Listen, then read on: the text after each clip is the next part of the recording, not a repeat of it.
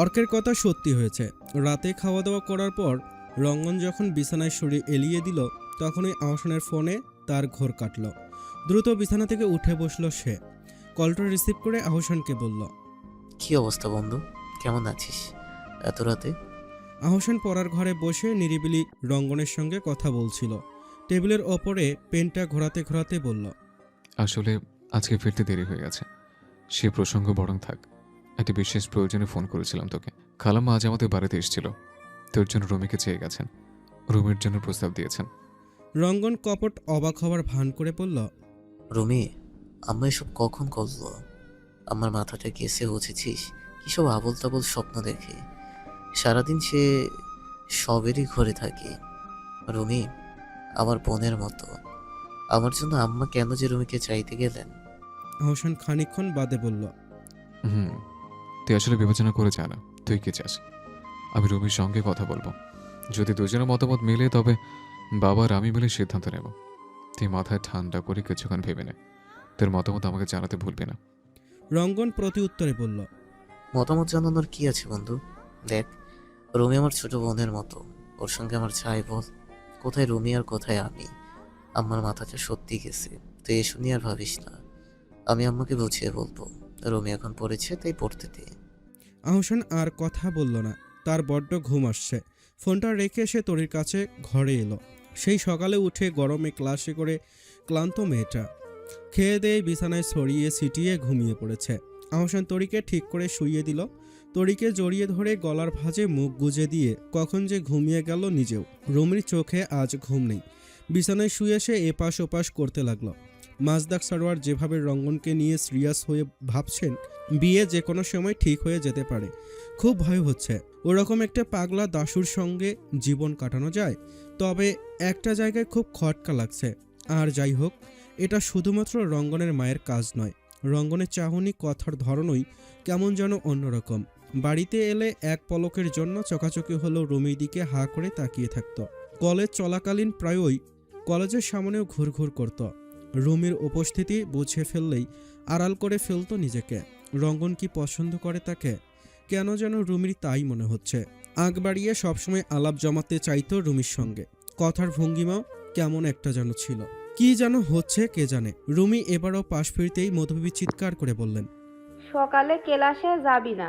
ঘুমাস না কেন সেরি? একবার এই দিক ফিরোস তো আর একবার ওই দিক ফিরোস। ঘুমাইতে দে আমারে। এমন লড়ালড়ি করলে আমার ঘুম আহে না। না ঘুমাইলে মাথা চইরা থাকে, বুঝিস কইলে? রুমি আর কিছু বলল না। তাড়াতাড়ি বালিশে মুখ গুজে মধুবিবিকে জড়িয়ে ধরে শুয়ে পড়ল। ঠাডা পড়ুক ওই পাগলা দাসুর ওপরে। মাঝে একটা ব্যস্তঘন দিন কেটে গেল। রাতে রঙ্গন বাড়ি ফিরল। নাহার বেগম তখন ভাত তরকারি প্লেটে বাড়ছেন। রঙ্গন এসে হাই তুলতে তুলতে বলল, কালকে কখন যাইবেন আম্মা? নাহার বেগম অবাক হয়ে বললেন, কই কালকে আবার কই যামু? রঙ্গন লাফ দিয়ে উঠে বলল। নাহার বেগম ঝাংটা মেরে বললেন, একবার না গেলাম বাপ রুমিদের বাড়িতে, দিছি তো প্রস্তাব নাকি? ওরা বুঝে শুই নাই তো আমারে জানাইব। রুমি একটা মানুষ, কোনো ফলমূল সবজি না যে চাইলাম আর দিয়া দিল। রঙ্গন মুখ ভোতা করে বলল, আপনি হইলেন পোলার মা, আগে বিয়ে বাড়িতে গিয়ে ভাব না বাড়াইলে মাইয়া কেমনে দিব আপনার কাছে? একদিন কইছেন তো, কি হয়েছে? কালকে গিয়ে জোর গলায় আবার রুমিরে চাইবেন। আব্বারে ইমোশনাল ব্ল্যাকমেল কইরা যেমনে গয়না বানাইছেন, অমনে ব্ল্যাকমেল কইরা বিয়ের কথাটা ফালান। বিয়ে 2 মিনিটের লাইগা যাইব। নাহার বেগম চিন্তিত হয়ে বললেন, তোর মামা ব্যবসার লেগে ঢাকা গেছে, তারা ছাড়া কেমনে যাই? রঙ্গন তড়িৎ জবাব দিল, মামার কথা বাদ দেন, আপনার ভাই আসত ব্যাককল। মালা চাচিরে নিয়ে যান, তার আজ অব্দি একেবারে সেই রকম রেকর্ড আছে। উনি যেই বিয়ায় হাত দিছে, বিয়া করাইয়েই সারছে। নাহার বেগম বুঝে ফেললেন তার ছেলের অলরেডি মালাকাকে ফোন করা শেষ। রঙ্গন কখনো কোনো কিছু ভেবে তাকে জানায় না, অঘটন সব ঘটিয়ে তারপর জানায়। নাহার বেগম দীর্ঘশ্বাস ফেললেন। সকালবেলা সত্যিই মালাবানু রঙ্গনের বাড়িতে সেজে গুজে এলেন। তিনি রঙ্গনের দূর সম্পর্কের চাচি হন। রঙ্গনের বাবার আপন কোনো বোন ভাই নেই। বড় 4 বোন আছেন, তারাও সবাই খুব দূরে দূরে থাকেন। রঙ্গনের বাবা মারা যাওয়ার পর খোঁজ খবর নেওয়া তো দূর, এই বাড়িতে পা অবধি মারাননি।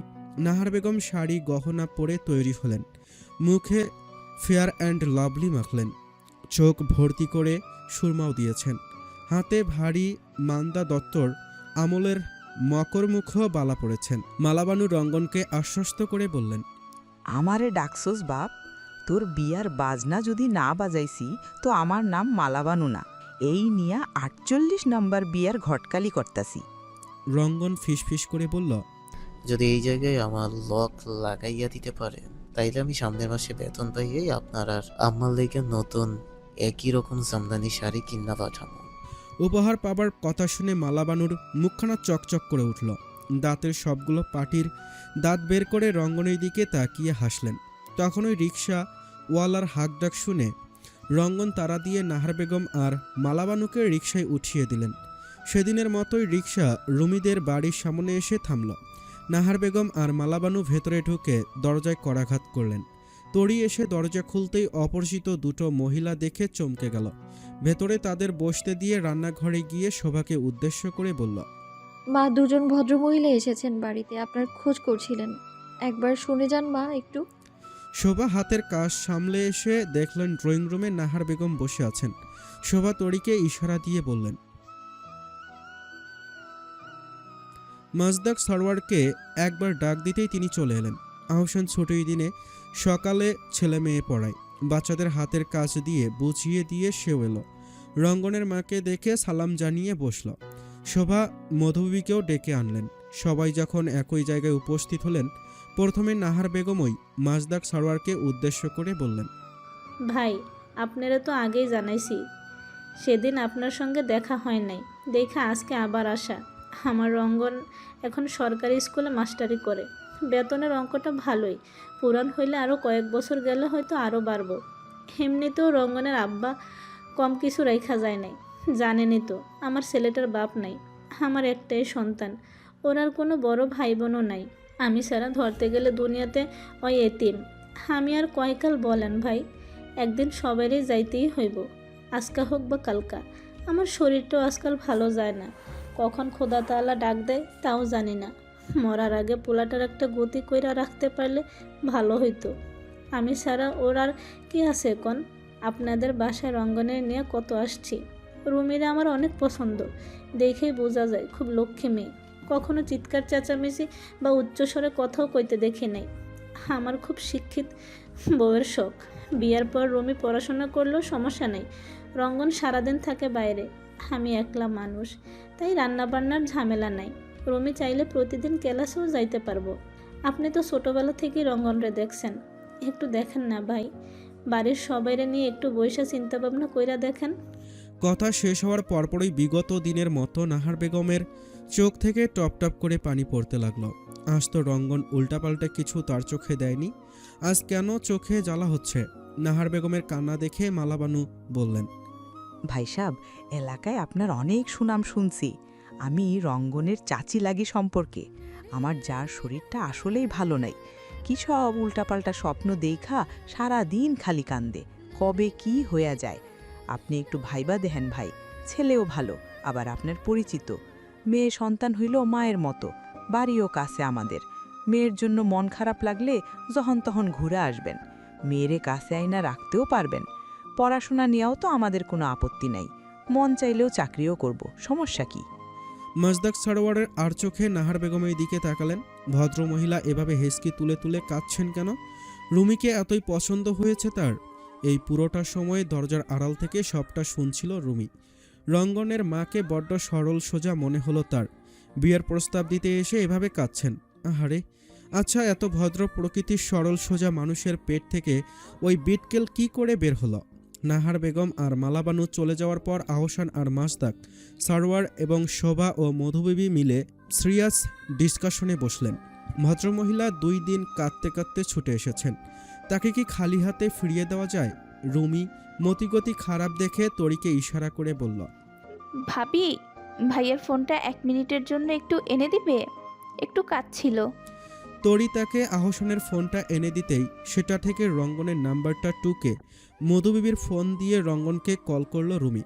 আননোন নম্বর থেকে ফোন আসাতে রঙ্গন প্রথমে ধরল না, কয়েকবার রিং হওয়ার পর কল রিসিভ করে বলল। হ্যালো, কে? রুমি ইতস্তত বোধ নিয়ে বলল। আমি রুমি বলছি। রঙ্গন চমকে উঠল, বুকটা কেমন ধক করে উঠল। রুমি ফোন করেছে তাকে। রুমির ঢোক গিলে বলল। আপনার আম্মা এসব কি শুরু করেছে বলুন তো? ছেলে মানুষই কান্না করলে চলে কি? তাকে একটু বুঝিয়ে বলুন না। আর আপনি আমার 12 বছরের বড়। এত বেশি এজ ডিফারেন্স নিয়ে আমি সংসার করতে পারবো না। আপনি একটু বুঝিয়ে বলুন আপনার মাকে। রঙ্গন সঙ্গে সঙ্গে বলল। 12 বছর? 12 বছর কোথায় পাও তুমি রুমি? রুমি দীর্ঘশ্বাস ফেলে বলল। ভাইয়া আমার 12 বছরের বড়। আমি কিছুদিন আগে 20-এ পা দিয়েছি। ভাইয়ার তাহলে 32 চলছে। আপনি আর ভাইয়া সমবয়সী, তো 12 বছর হলো না? রঙ্গন তেতে উঠে বলল। তোমার মাথায় গেছে রুমি? শোনো, আমি আমার বাপ মায়ের ব্রিলিয়ান্ট আইনস্টাইন বাচ্চা। আমি তোমার ভাইয়ের চেয়ে 2 বছরের ছোট। আমি প্লে নার্সারি এসব পড়ি নাই, ডিরেক্ট ক্লাস 1-এ ভর্তি কইরা দিছে আম্মা। ক্লাস 1-এই আহসানের সঙ্গে পরিচয়। আমার বর্তমান বয়স 30। 32 কোথায় পাও তুমি? সৌম্য, অর্ক আমার আগে মাঝে মধ্যে ছোট ছোট বইলা খেপাইতো, শোনো নাই কোনোদিন? রুমি কিছু বলার আগেই মধুবিবি ঘরে এসে পড়লেন। রুমি ফোনটা রেখে তাড়াতাড়ি কেটে পড়ল। ধরা খেলে সর্বনাশ। নাহার বেগম বাড়ি ফিরেই রঙ্গনকে চেপে ধরে বললেন। গোলামের পোলা, সত্যি করে ক, আমার চোখে কি দিছস? আমার চোখ জ্বইলা যাইতাছে। মায়ের খাওয়ানোর আগে সোজা কথায় আয়। রঙ্গন কিছু না জানার ভান করে বলল। আমি কি জানি? রাস্তায় বাহির হইলে আপনার হুঁশ থাকে না, চোখে মুখে কি আইসা পড়ছে সেইটা দেখেন। খুদাই কিছু হইলে আমার দোষ দেন, যত দোষ রঞ্জন ঘোষ। নাহার বেগম চোখে বারবার পানি ছিটে দিতে লাগলেন। চোখে যে কি পড়ল? আহসান আর মাজদাক মিলে খুব ভাবল। রঙ্গন তাদের পরিচিত এবং বাড়িও একই এলাকায় পাশাপাশি প্রায়। মাজদাক আহসানকে বললেন রঙ্গনের সঙ্গে কথা বলতে। মাজদাক নিজে গেলেন রুমির সঙ্গে কথা বলতে। আহসান রঙ্গনকে কল করল। রঙ্গন তখন যেন আহসানের কলেরই অপেক্ষায় ছিল। সে ভালো করেই জানতো আজকের মেলোড্রামার পর আহসান তাকে কল দেবেই। আহসানের কল পেয়ে রঙ্গন দৌড়ে উঠে গিয়ে ড্রয়ার থেকে মুভ বের করল। চোখের নিচে মুভ খানিকটা ঘষে নিল। নিমিষেই চোখে জ্বলন ধরে পানি পড়তে শুরু হলো। সেই কাঁদো কাঁদো গলা নিয়েই রঙ্গন কল ধরে বলল। হ্যালো। আহসান রঙ্গনের অস্বাভাবিক কণ্ঠস্বর শুনে বলল। কি হচ্ছে বন্ধু? তুই কি কাঁদছিস? গলাটা এমন শোনাচ্ছে কেন? রঙ্গন নাক টেনে বলল। আর বলিস না বন্ধু, আম্মা যে কি শুরু করছে। কিছুই হলে বলেন আমি মরে গেলে বুঝছি। আম্মা ছাড়া আমার আর কি আছে বল? কি যে করি। রুমির জন্য কি করছেন, আমি কি করে বোঝাই বলতো? আহসান শান্ত গলায় বলল। শান্ত হয়ে বস বন্ধু। শোন, মাথা ঠান্ডা কর। আমি একটা গুরুত্বপূর্ণ বিষয়ে কথা বলতে কল করেছি। রুমিকে তোর কেমন লাগে? রঙ্গন মিছে কাদার ভান করে বলল। বন্ধু, আম্মা ছাড়া আমার আর কেউ নেই। আমি একটু নিরামিষ আর কি। আমার মধ্যে উৎসব, আবেগ, অনুভূতি কম। আম্মা রুমির জন্য পাগল হয়ে গিয়েছেন। আমার এইসব দেখলে আমার বড্ড কষ্ট হয় বন্ধু। আমার কষ্ট সহ্য করতে পারি না। আম্মা যদি চায় তো আমার এই বিয়ে তো অমত নেই। আমার খুশির জন্য আমি সব করতে পারি। বিয়ে তো একদিন না একদিন করতেই হতো। আম্মা যখন এত করে চাইছেন, তো রুমিকে মেনে নিতে ক্ষতি কি? দীর্ঘ সময় কথাবার্তা চলার পর আহসান ফোন রাখল। রঙ্গন কোনো রকমের কল ছেড়ে চোখ ধুয়ে নিল। চোখের অবস্থা 12টা তার। রুমির জন্যই এই অবস্থা তার। তাকে বিয়ে করার জন্য কত কষ্ট পরিশ্রম করতে হচ্ছে। শুধু বিয়েটা হোক, প্রতি রাতে বাসর হবে, প্রতি বছর একটা করে প্রোডাকশন হবে, সারা ঘর ভর্তি তার আর রুমির বাচ্চা থাকবে। বাচ্চারা আব্বা আব্বা বলে কোলে কাঁধে ঝাঁপিয়ে পড়বে। কি শান্তির জীবন। রঙ্গনের এসব সাইপাস ভাবনার মাঝেই অর্ক কল দিল। খুব উল্লাসিত কণ্ঠে বলল। আমার তো বিয়ে লেগে যাচ্ছে বন্ধু। আহসানের সঙ্গে মিনিট খানেক আগে কথা বললো। কাল বা পরশুই তোদের বাড়িতে হ্যাঁ বলে যাবে আহসানের পরিবার এসে। আমিও তেল ঝাল মিশিয়ে উস্কে দিয়েছি বিয়ে লাগলো বলে। রঙ্গন বিস্মিত হয়ে বলল। সত্যি? ওরে আমার বিয়া হইতাছে রে। ওরে কেউ আমারে ধর রে, আমি জ্ঞান হারাবো, মরেই যাব, বাঁচাতে পারবে না কেউ। অর্ক হাসির মাঝেই বলল। তোর গলাটা এমন শোনাচ্ছে কেন রে রঙ্গন?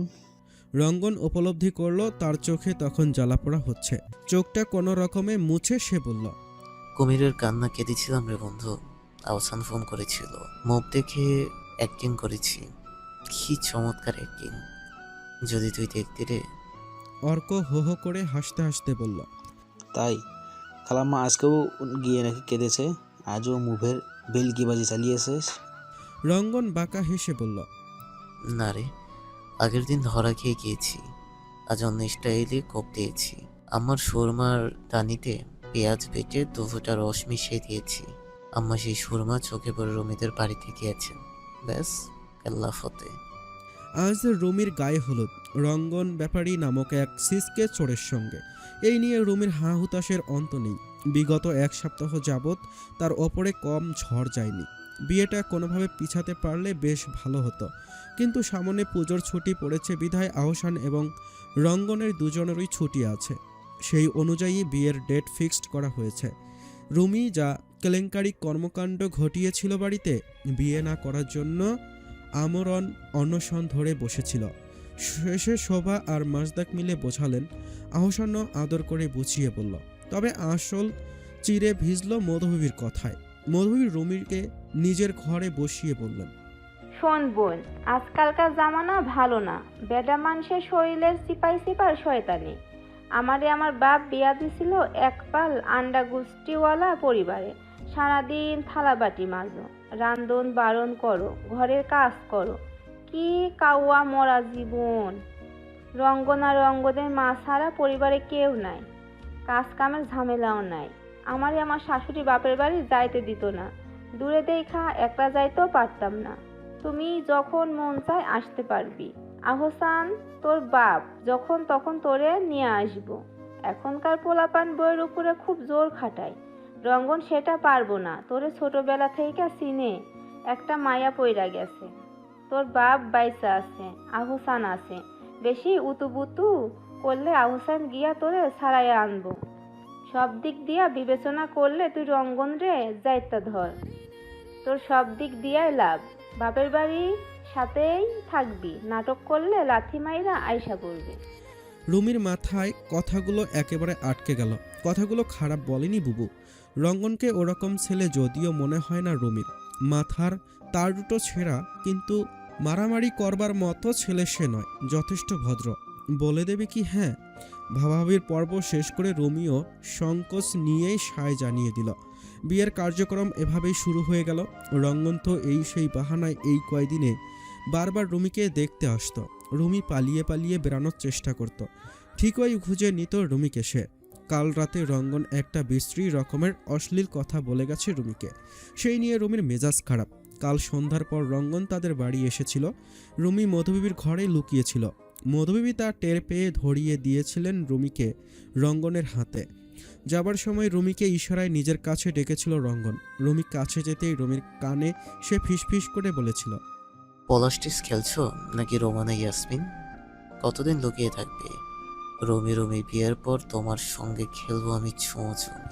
এই বিশ্রী কবিতা শুনে রুমি মুখ লুকিয়ে পালিয়েছিল। কি কথার ছিরি সে! আজ সকালে রঙ্গনের বাড়ি থেকে লোক এসেছিল বিয়ে আর গায়ে হলুদের জিনিসগুলো দিতে। সেখানেও রঙ্গন এক বিপত্তি ঘটালো। বিয়ের এসব জিনিস দিতে আসে বাড়ির বড়রা। রঙ্গন বিয়ের ডালা হাতে তুলে সকলের সঙ্গে নিজেও হাজির। বাড়িতে সেসব নিয়ে এক প্রকার হাসাহাসি পড়ে গিয়েছিল। বেলাস ছেলে কোথাকার! রুমির লজ্জায় গত হবার অবস্থা। মনোয়ারা আর গুনগুন আহসানদের বাড়িতে বিকেলে এলেন। গুনগুন একটা হলুদ শাড়ি পরেছে। এটা তাকে আহসান কিনে দিয়েছে। সে এখন ক্লাস 8-এ পড়ে।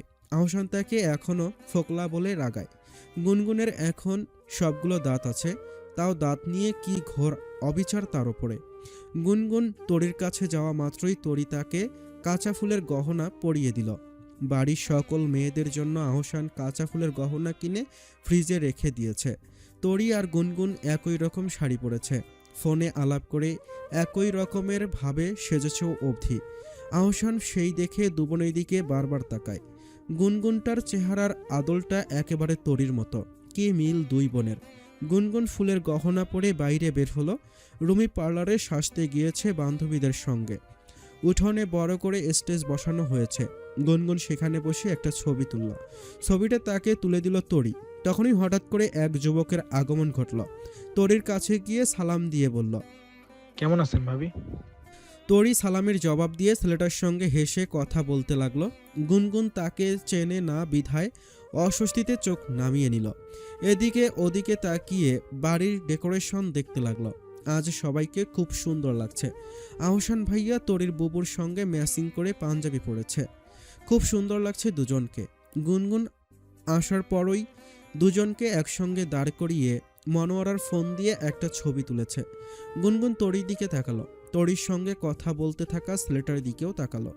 আহসানের কি হয় ছেলেটা? দুজনের চেহারায় খুব মিল। আহসানের মতোই খুব লম্বা ছেলেটা। ছেলেটা তরির সঙ্গে কথা বলা শেষ করতেই ভেতরে চলে গেল। গুনগুন তরিকে গিয়ে বলল, বুবু, এটা কি? ভাইয়ার কিছু হয় কি? চেহারায় খুব মিল দুজনের। তরি মুচকি হেসে বলল, এটা আহসানের চাচাতো ভাই উচ্ছ্বাস, আহসানের ছোট চাচার ছেলে। আমাদের বিয়েতেও এসেছিল, দেখিসনি? অবশ্য তুই তো তখন খুব ছোট ছিলি, এত কিছু মনে থাকবে কি করে? গুনগুন আর কথা বলল না, তরির পিছু পিছু ভেতরে চলে গেল। রুমি পার্লার থেকে এলো সন্ধ্যার দিকে। এরপরই আসল অনুষ্ঠান শুরু হলো। একের পর একজন করে করে রুমির গালটাকে হরির লুটের মাল ভেবে হলুদ ছুঁয়ে দিতে লাগলো। গালটা খুব জ্বালা করছে। কে যে আবিষ্কার করেছিল এই হলুদ লাগানোর বিষয়টা, হতচ্ছাড়া কোথাকার। উঠোনে গানের আসর বসলো এক প্রকার। অর্ক আর সৌম্য এসেছে। তবে আজকের প্রধান আকর্ষণ দিলশান। সৌম্য আর দিলশান ম্যাচিং করে শাড়ি আর পাঞ্জাবি পরে এসেছে।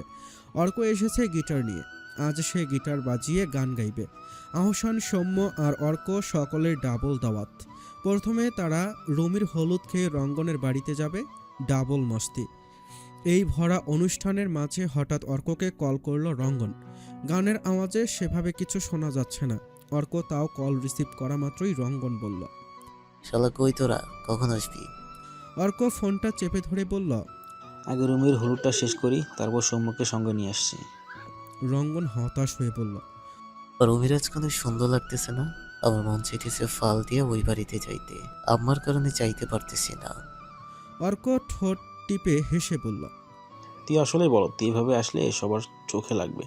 তুই খালাম্মার বোরকাটা গায়ে দিয়ে চলে আয়, রুবিকে দেখে যা, বইয়ের গায়ে হলুদও লাগিয়ে যা। রঙ্গনের মাথা নিমিষেই ঘুরে গেল। ওয়াশরুমে যাওয়ার কথা বলে স্টেজ থেকে নেমে ঘরে গিয়ে নাহার বেগমের বোরকাটা পরে নিল। বাইক নিয়ে গেলে সবার সন্দেহ হবে, তাই পায়ে হেঁটেই রওনা দিল। রুমি তখন ক্যামেরার দিকে তাকিয়েছিল।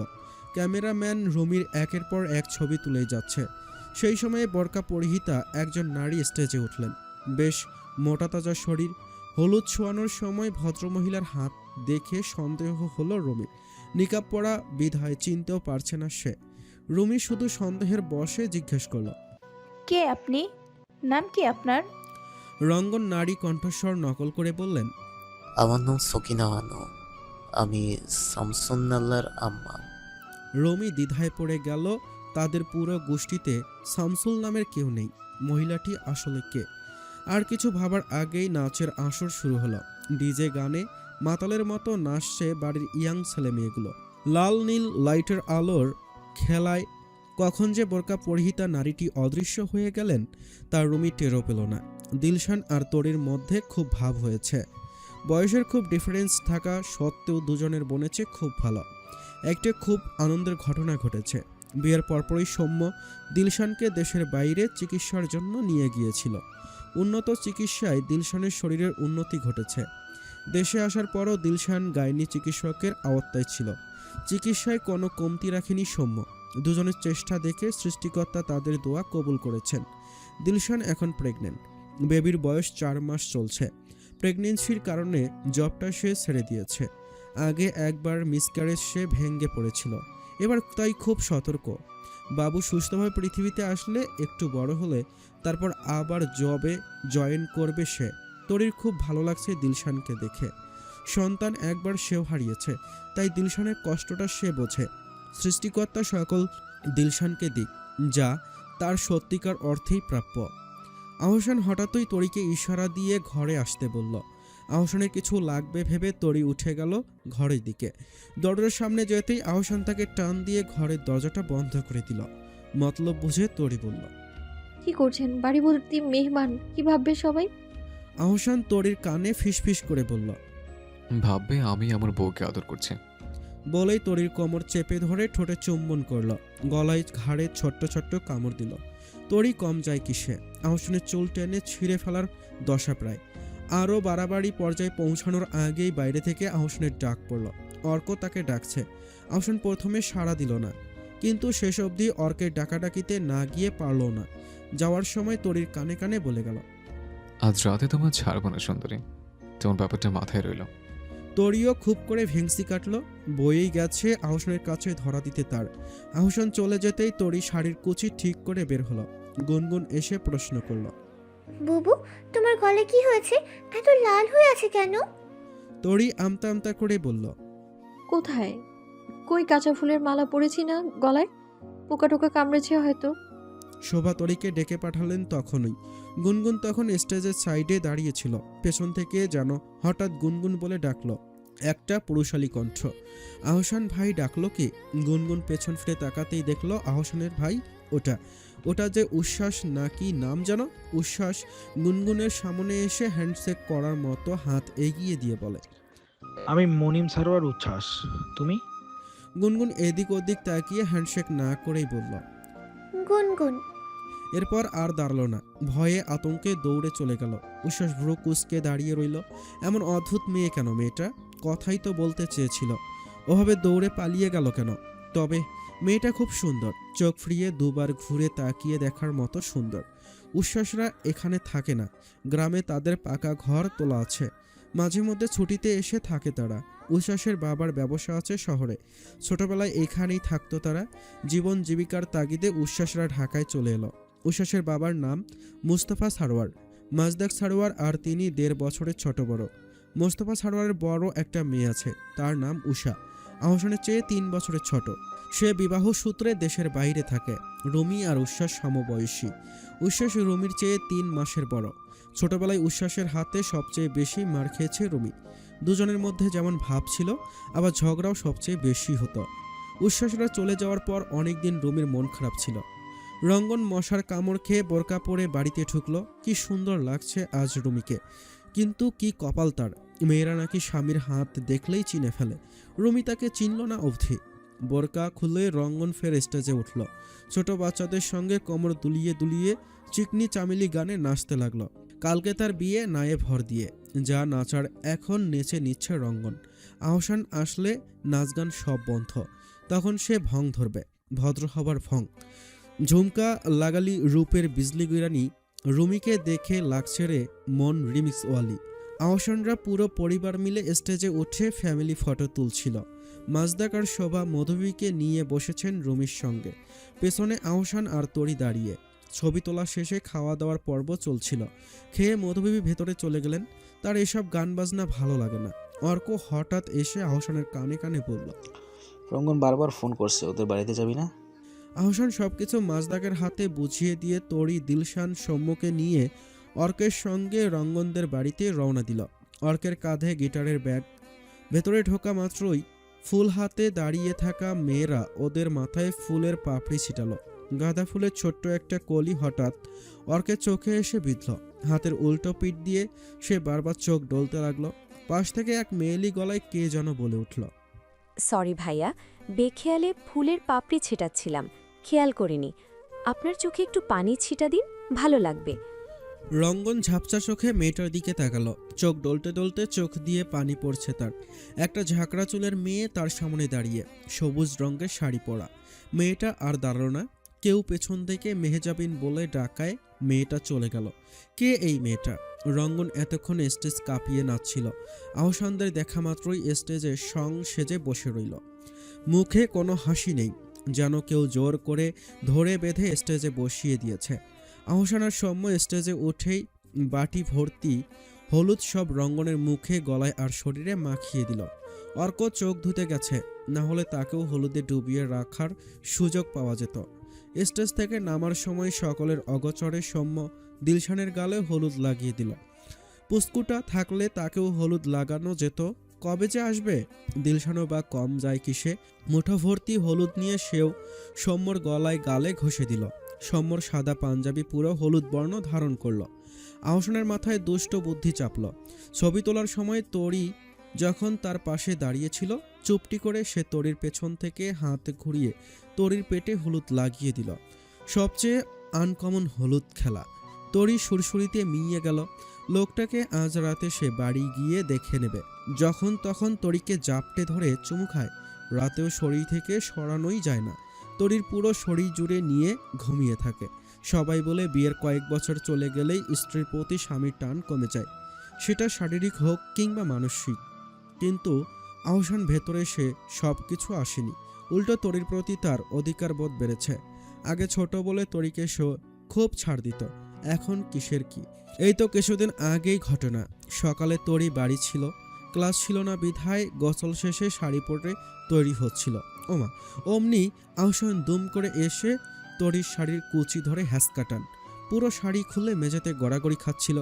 শোভা ভেবেছিল আহসান আর তরি হয়তো ঘুমাচ্ছে, তাই সে কয়েকবার ঘুম থেকে তোলার জন্য ডেকে অবধি গিয়েছিল। তরি সেদিন লজ্জায় লাল হয়ে গিয়েছিল। দিনের বেলায় ও সব অপকর্ম, ছি ছি, লজ্জা লজ্জা। অর্ক গিটার নিয়ে গান শুরু করলো। দিলশান মনোযোগ দিয়ে শুনতে লাগলো। ভার্সিটি লাইফের কথা খুব মনে পড়ছে। অর্ক যখন আগে ভার্সিটিতে গান গাইতো, সবাই এসে এসে ভিড় করে অর্কের গান শুনত। সম্মত সেই ফাঁকেও বারবার দিলশানের সঙ্গে আলাপ জমাতো। কথার টপিক খুঁজে না পেলে বরাবরই একই টপিক নিয়ে কথা বলতে চাইতো। দিলশান শুরুর দিকে বেশি গায়ে পড়া ভেবে এড়িয়ে যেত। পরে লক্ষ্য করলো সৌম্য সবার সঙ্গে এমনটা করে না। সবার সঙ্গে খুব মেপে মেপে কথা বললেও তার সঙ্গে কথার ভাণ্ডার খুলে বসে। এরপর থেকে দিলশান আর এড়িয়ে চলতো না তাকে। ওরকম মিষ্টি হাসি যে হাসে, তাকে কি করে এড়িয়ে চলা যায়। অর্কের গান শেষ হওয়ার পরই সবাই হাততালি দিল। তরি হা করে অর্কের গান শুনল। কি সুন্দর গান গায় সে। গান শোনার সময় আহসান তার পাশেই বসেছিল। একটুও শান্তিতে গান শুনতে দেয়নি তাকে। এই পিঠে হাত দিচ্ছে তো এই আবার পেটে। আজ আসুক খালি একবার, হারে হারে সবটা বুঝিয়ে দেবে। অর্ক গান গাওয়ার পর যখন সবাই হাততালি দিচ্ছিল, অর্ক আর চোখে ওই মেহজাবিন নামের মেয়েটার দিকে তাকাচ্ছিল। মেয়েটা খুব উৎসুকভাবে অর্কের গান শুনছিল। মেয়েটার কি ভালো লেগেছে অর্কের গান? একবার জিজ্ঞেস করে দেখবে কি? না থাক।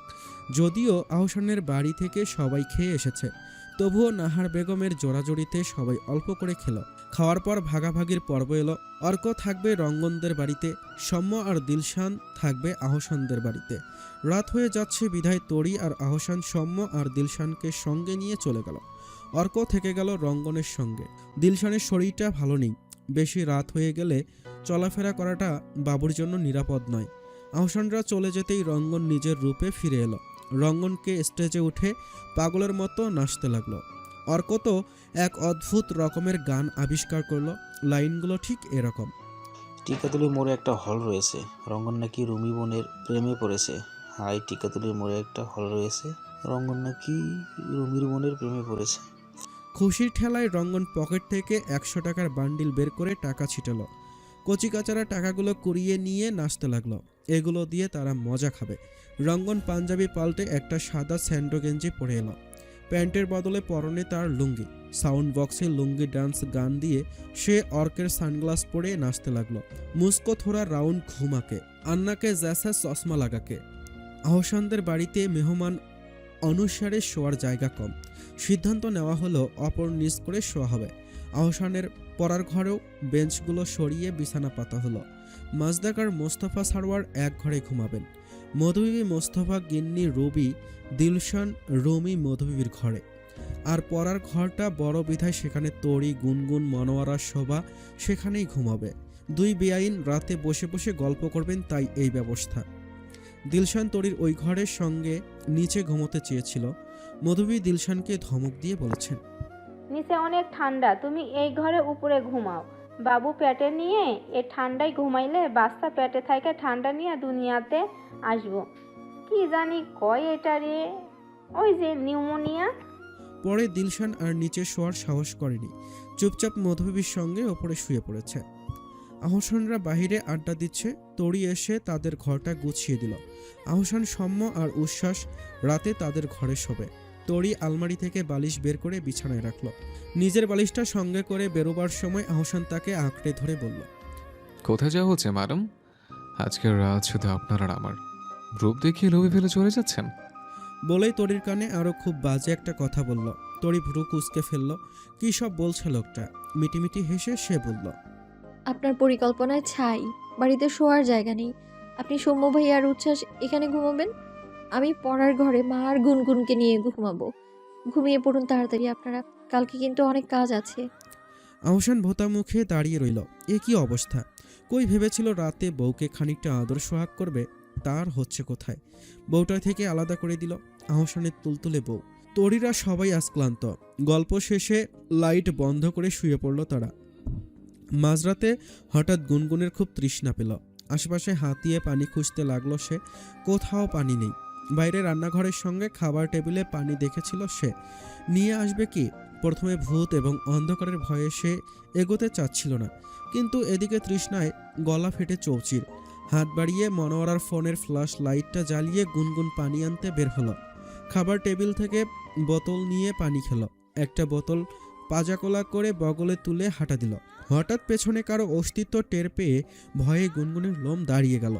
বুকে প্রচণ্ড সাহসের সঞ্চয় করে পিছনে ফিরে তাকিয়ে দেখল ওই উচ্ছ্বাস নামের ছেলেটা। গুনগুনের ভয়ত চেহারা দেখে সে বলল, ভয় পেয়েছ? এত রাতে এখানে কি করছো? ঘুমিয়ে পড়ো, নয়তো শরীর খারাপ করবে। কি আপন ভেবে গুনগুনকে কথাগুলো বলল ছেলেটা, যেন গুনগুনকে খুব করে চেনে। গুনগুন মিনমিন করে বলল, পানি খেতে এসেছিলাম। এই বলে পানির বোতলটা নিয়েই সে দৌড়ে চলে এলো। আশ্চর্য বিষয়, এই উচ্ছ্বাস নামের ছেলেটা গুনগুনের এত পায়ে পায়ে ঘুরছে কেন? সকাল থেকে রুমির খুব কান্নাকাটি শুরু করেছে। নানাভাবে বুঝ দিয়েও তাকে বোঝানো যাচ্ছে না। কখনো মধুবিকে ধরে কাঁদছে, কখনো মাকে ধরে কাঁদছে। শেষে না পারতে শোভা তরি আর গুনগুনকে সঙ্গে রুমিকে পার্লারে পাঠিয়ে দিলেন। মেয়ের কান্নাকাটি তার একদমই সহ্য হয় না। ছোট বলে সবার টান রুমির প্রতি একটু বেশি। তরিকে একটা শাড়ি কিনে দিয়েছে আহসান, হালকা গোলাপি রঙের বেনারসি শাড়ি। গুনগুনকেও একই রঙের একটা চুড়িদার কিনে দিয়েছে। গুনগুন পার্লারে সাজতে চায়নি, ওসব ভারী মেকআপ তার সহ্য হয় না। শোভা জোর করেই পাঠালেন। দিলশানকেও পাঠাতে চেয়েছিলেন সঙ্গে, দিলশানই বুঝিয়ে সুজিয়ে না করে দিয়েছে। বাবু পেটে আসার পর থেকে অতিরিক্ত গরম লাগে তার। এর মধ্যে ওসব মেকআপ করে চলাফেরা করা কষ্টকর। বিয়েতে পাওয়া হালকা আকাশি রঙের একটা শাড়ি তোলা আছে তার, আজ সেটাই পরবে সে। ওদিকে আহসান আর মাজদাক সকাল থেকে ভীষণ ব্যস্ত। বাড়ির উঠোনে বড় করে প্যান্ডেল করা হয়েছে, তাতে চেয়ার আর বড় বড় টেবিল বসানো হয়েছে। বাইরে বাবুর্চিরা বড় ডেকচিতে করে রান্না করছে। সকাল থেকে ওসব নিয়েই পড়ে আছে বাপ ছেলে। বাড়ির একমাত্র মেয়ের বিয়ে, কোনো কিছুতে মোটেও কমতি রাখা যাবে না। সারা রাত স্টেজে নাচা কোদার পর পড়ে পড়ে ঘুমোচ্ছে রঙ্গন। কোনো তালই নেই তার। কতবার যে সকাল থেকে ডেকে গেছেন নাহার বেগম হিসেব নেই। অর্ককেও খুঁজে পাওয়া যাচ্ছে না। ঘুমের অথই সাগরে সেও ডুবে মরেছে। দুজনের ঘুমের মাঝে বাগড়া দিতে এলো সৌম্য। রঙ্গনের ঘরে ঢুকে এলোপাথারি পানি ছিটা দিতে লাগলো। রঙ্গন বিরক্তি নিয়ে বলল, এই কে রে? ঘুমে তাকাতে পারছি না, কিসের পানি ছিটাছিটি করছিস? সৌম্য পানির গ্লাসটা রেখে বলল, তোর হুশ জ্ঞান কই গেছে রে রঙ্গন না? ওঠ জলদি, আজকে তোর বিয়ে। উঠে নাস্তা করে বস। আমি আসার সময় ফেসিয়াল স্ক্রাব নিয়ে এসেছি। বিয়ে করতে যাবি, একটা লুকফুকের তো ব্যাপার আছে নাকি? বিয়ের কথা আমলে আসতেই রঙ্গন লাফ দিয়ে উঠে বসল। আজকে তো আসলেই তার বিয়ে, রমির সঙ্গে চুমোচুমি খেলার দিন। তাড়াতাড়ি নাস্তা করে চোখ বন্ধ করে বসল। সৌম্য রঙ্গনের গালে ফেসিয়াল স্ক্রাব লাগিয়ে দিচ্ছে। চোখে আহসানদের বাড়ির বাবুচিদের কাটা সালাদের বোল থেকে উঠিয়ে আনা দুটো শশার টুকরো। অর্ক সাইড থেকে বলল, আমাকেও একটু লাগিয়ে দে বন্ধু, আমারও তো একটা সুন্দর হতে ইচ্ছে করছে নাকি? সৌম্য ফেসিয়াল স্ক্রাবের প্যাকেটটা অর্কের হাতে ধরিয়ে দিয়ে বলল, নিজেরটা নিজে মাখ, তোর বিয়ে লাগুক তখন তোকেও লাগিয়ে দেব। অর্ক আয়নার সামনে দাঁড়িয়ে নিজেই স্ক্রাব লাগালো মুখে। রঙ্গন হাত দুটো সৌম্যর দিকে বাড়িয়ে দিয়ে বলল, খালি মুখ সুন্দর হলে হবে, আমার হাতেও লাগিয়ে দে। বাদ যাবে না, একটি শিশু, হাতে পায়ে সব জায়গায় লাগাবো। সৌম্য তাকে ভেংসি কেটে বলল, শখ দেখলে হাসি পায়, নিজে লাগিয়ে নি। মুখে লাগিয়ে দিচ্ছি, সেটাই তোর পরম সৌভাগ্য। এসেছে আবার হাতে পায়ে লাগাতে। রঙ্গন অর্কের হাত থেকে প্যাকেটটা ছিনিয়ে নিয়ে হাতে পায়ে সব জায়গায় লাগালো। তার বিয়ে আজ, সে এসব করবে না তো কে করবে? রঙ্গন মুখ ধুয়ে এলো। মুখে আসলেই একটা চকচকে ভাব দেখা দিচ্ছে। বিয়ের পর রোজ রোজ রুমি চুমু খেলে সে আরও সুন্দর হয়ে যাবে। সৌম্য এবার সিরিয়াস ডিসকাশনে বসল। রঙ্গনের সঙ্গে বরযাত্রায় সৌম্য যাবে আর অর্ক থাকবে আহসানদের বাড়িতে। রুমি তরি গুনগুন সেজে গুজে পার্লার থেকে এলো। রুমির পরনে লাল টকটকে বেনারসি শাড়ি। শাড়িটা পছন্দ করে কিনেছে রঙ্গন। নাহার বেগম সেদিন বলেছিল রুমিকে, পাগলা দাশুর পছন্দ খারাপ না, শাড়িটা খুব সুন্দর। রুমির মাথায় বড় খোপা করে তাতে গোলাপ ফুল গাঁথা, মাথায় বড় গোল্ডেন কালারের ওড়না। রুমির বান্ধবীরাও বাড়িতে এসেছে। সব বান্ধবীদের মাঝে রুমির বিয়ে সবার প্রথমে হচ্ছে। তরি সেজেগুজে ঘরে গেল। গোলাপি বেনারসির সঙ্গে হালকা গোল্ড পড়েছে সে গলায়। চুলে দুটো গোলাপ দিয়ে খোপা করা। গুনগুনের চুলে খেজুর বেনি গাঁথা। মুখে একেবারে হালকা মেকআপ। তার বড্ড অস্বস্তি হয় মেকআপে। আহসান তরির পিছু পিছু ঘরে ঢুকল। তারও রেডি হতে হবে। তরি আলমারি থেকে আহসানের গোল্ডেন কালারের শেরওয়ানিটা বের করে রাখল। আহসান ঘরে এসেই পাঞ্জাবি পাল্টে শার্ট পরল। দরজা খোলা বিধায় ফিসফিস করে তরিকে বলল, কাল রাতে ধুলো ছিটিয়ে পালিয়েছ, আজ রাতে নিস্তার নেই। তৈরি থেকে সুন্দরী, আজকে তোমাকে ভালোবাসার আগুনে ভস্ম করে দেব। এটুকু বলেই ঠোঁট চোখা করে তরির দিকে তাকিয়ে চুমুর ইঙ্গিত করল। তরি লজ্জায় দরজা দিয়ে পালালো। রুমিকে ইতিমধ্যে স্টেজে বসানো হয়েছে। ফটোগ্রাফার এসে টুসটুস করে রুমির ছবি তুলছে। গুনগুন হাঁ করে তাকিয়ে সেসব দেখছিল। যখন তার বুবুর বিয়ে হয় তখন সে খুব ছোট ছিল, না হলে সেও খুব আনন্দ করত।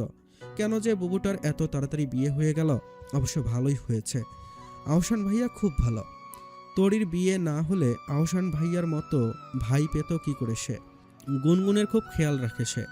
মনোয়ারার কাছে ফোন করে গুনগুনের খোঁজ খবরও নেয়। গুনগুনের আদে পাশ ভাবনার মাঝ সেখানেই কে যেন গুনগুনের পাশে এসে দাঁড়ালো। গুনগুন পাশ ফিরে তাকাতেই দেখলো ওই যে উচ্ছ্বাস নামের ছেলেটা। গুনগুনকে দেখা মাত্রই হেসে বলল, কিসে পড়ো তুমি?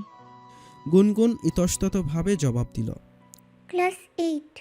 উচ্ছ্বাস মুচকি হেসে বলল, এত পুচকি মেয়ে। গুনগুন আর জবাব দিল না। ছোট কামড়ে ওপাশ থেকে সরে গেল।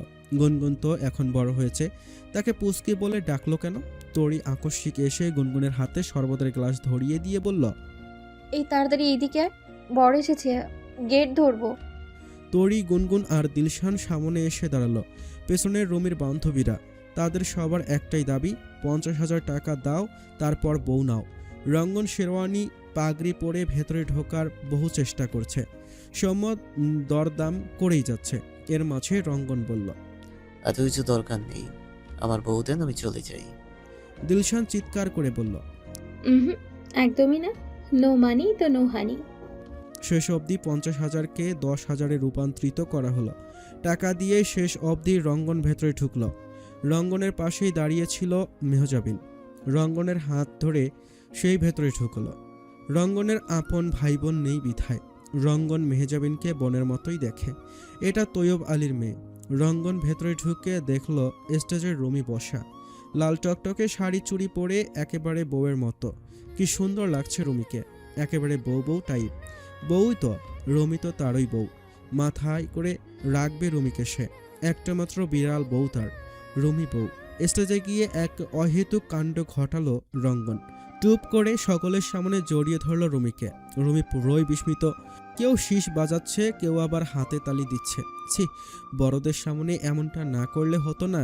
রঙ্গন নিজের কাজে অটল থাকলো। দু হাতে জাপটে ধরে রাখলো রুমিকে। রুমির শরীর থেকে একটা বউ বউ টাইপ মিষ্টি ঘ্রাণ বেরোচ্ছে। কাজী সাহেব বিয়ে পড়াতে স্টেজে এলেন। শুরুতেই রুমিকে বললেন, 10 লাখ টাকা মহরানায় আবুল কাশেম ব্যাপারীর একমাত্র পুত্র রঙ্গন ব্যাপারীকে বিয়ে করতে রাজি তুমি? রাজি থাকলে বলো মা, কবুল। রুমি এদিক ওদিক তাকালো। তার চোখ দুটো ঝাপসা হয়ে আসছে। আহসান তার একটু পেছনে দাঁড়িয়ে আছে। সে আহসানের দিকে তাকিয়ে ঠোঁট ভেঙে ভাইয়া বলে কেঁদে ফেলল। আহসান রুমির কাছে জড়িয়ে ধরল তাকে। রুমি এরপর চোখ মুছে কোনো রকমে ঢোক গিলে বলল, কবুল। পরপর 3 বার কবুল বলার পর রঙ্গনকেও একই প্রশ্ন করা হলো।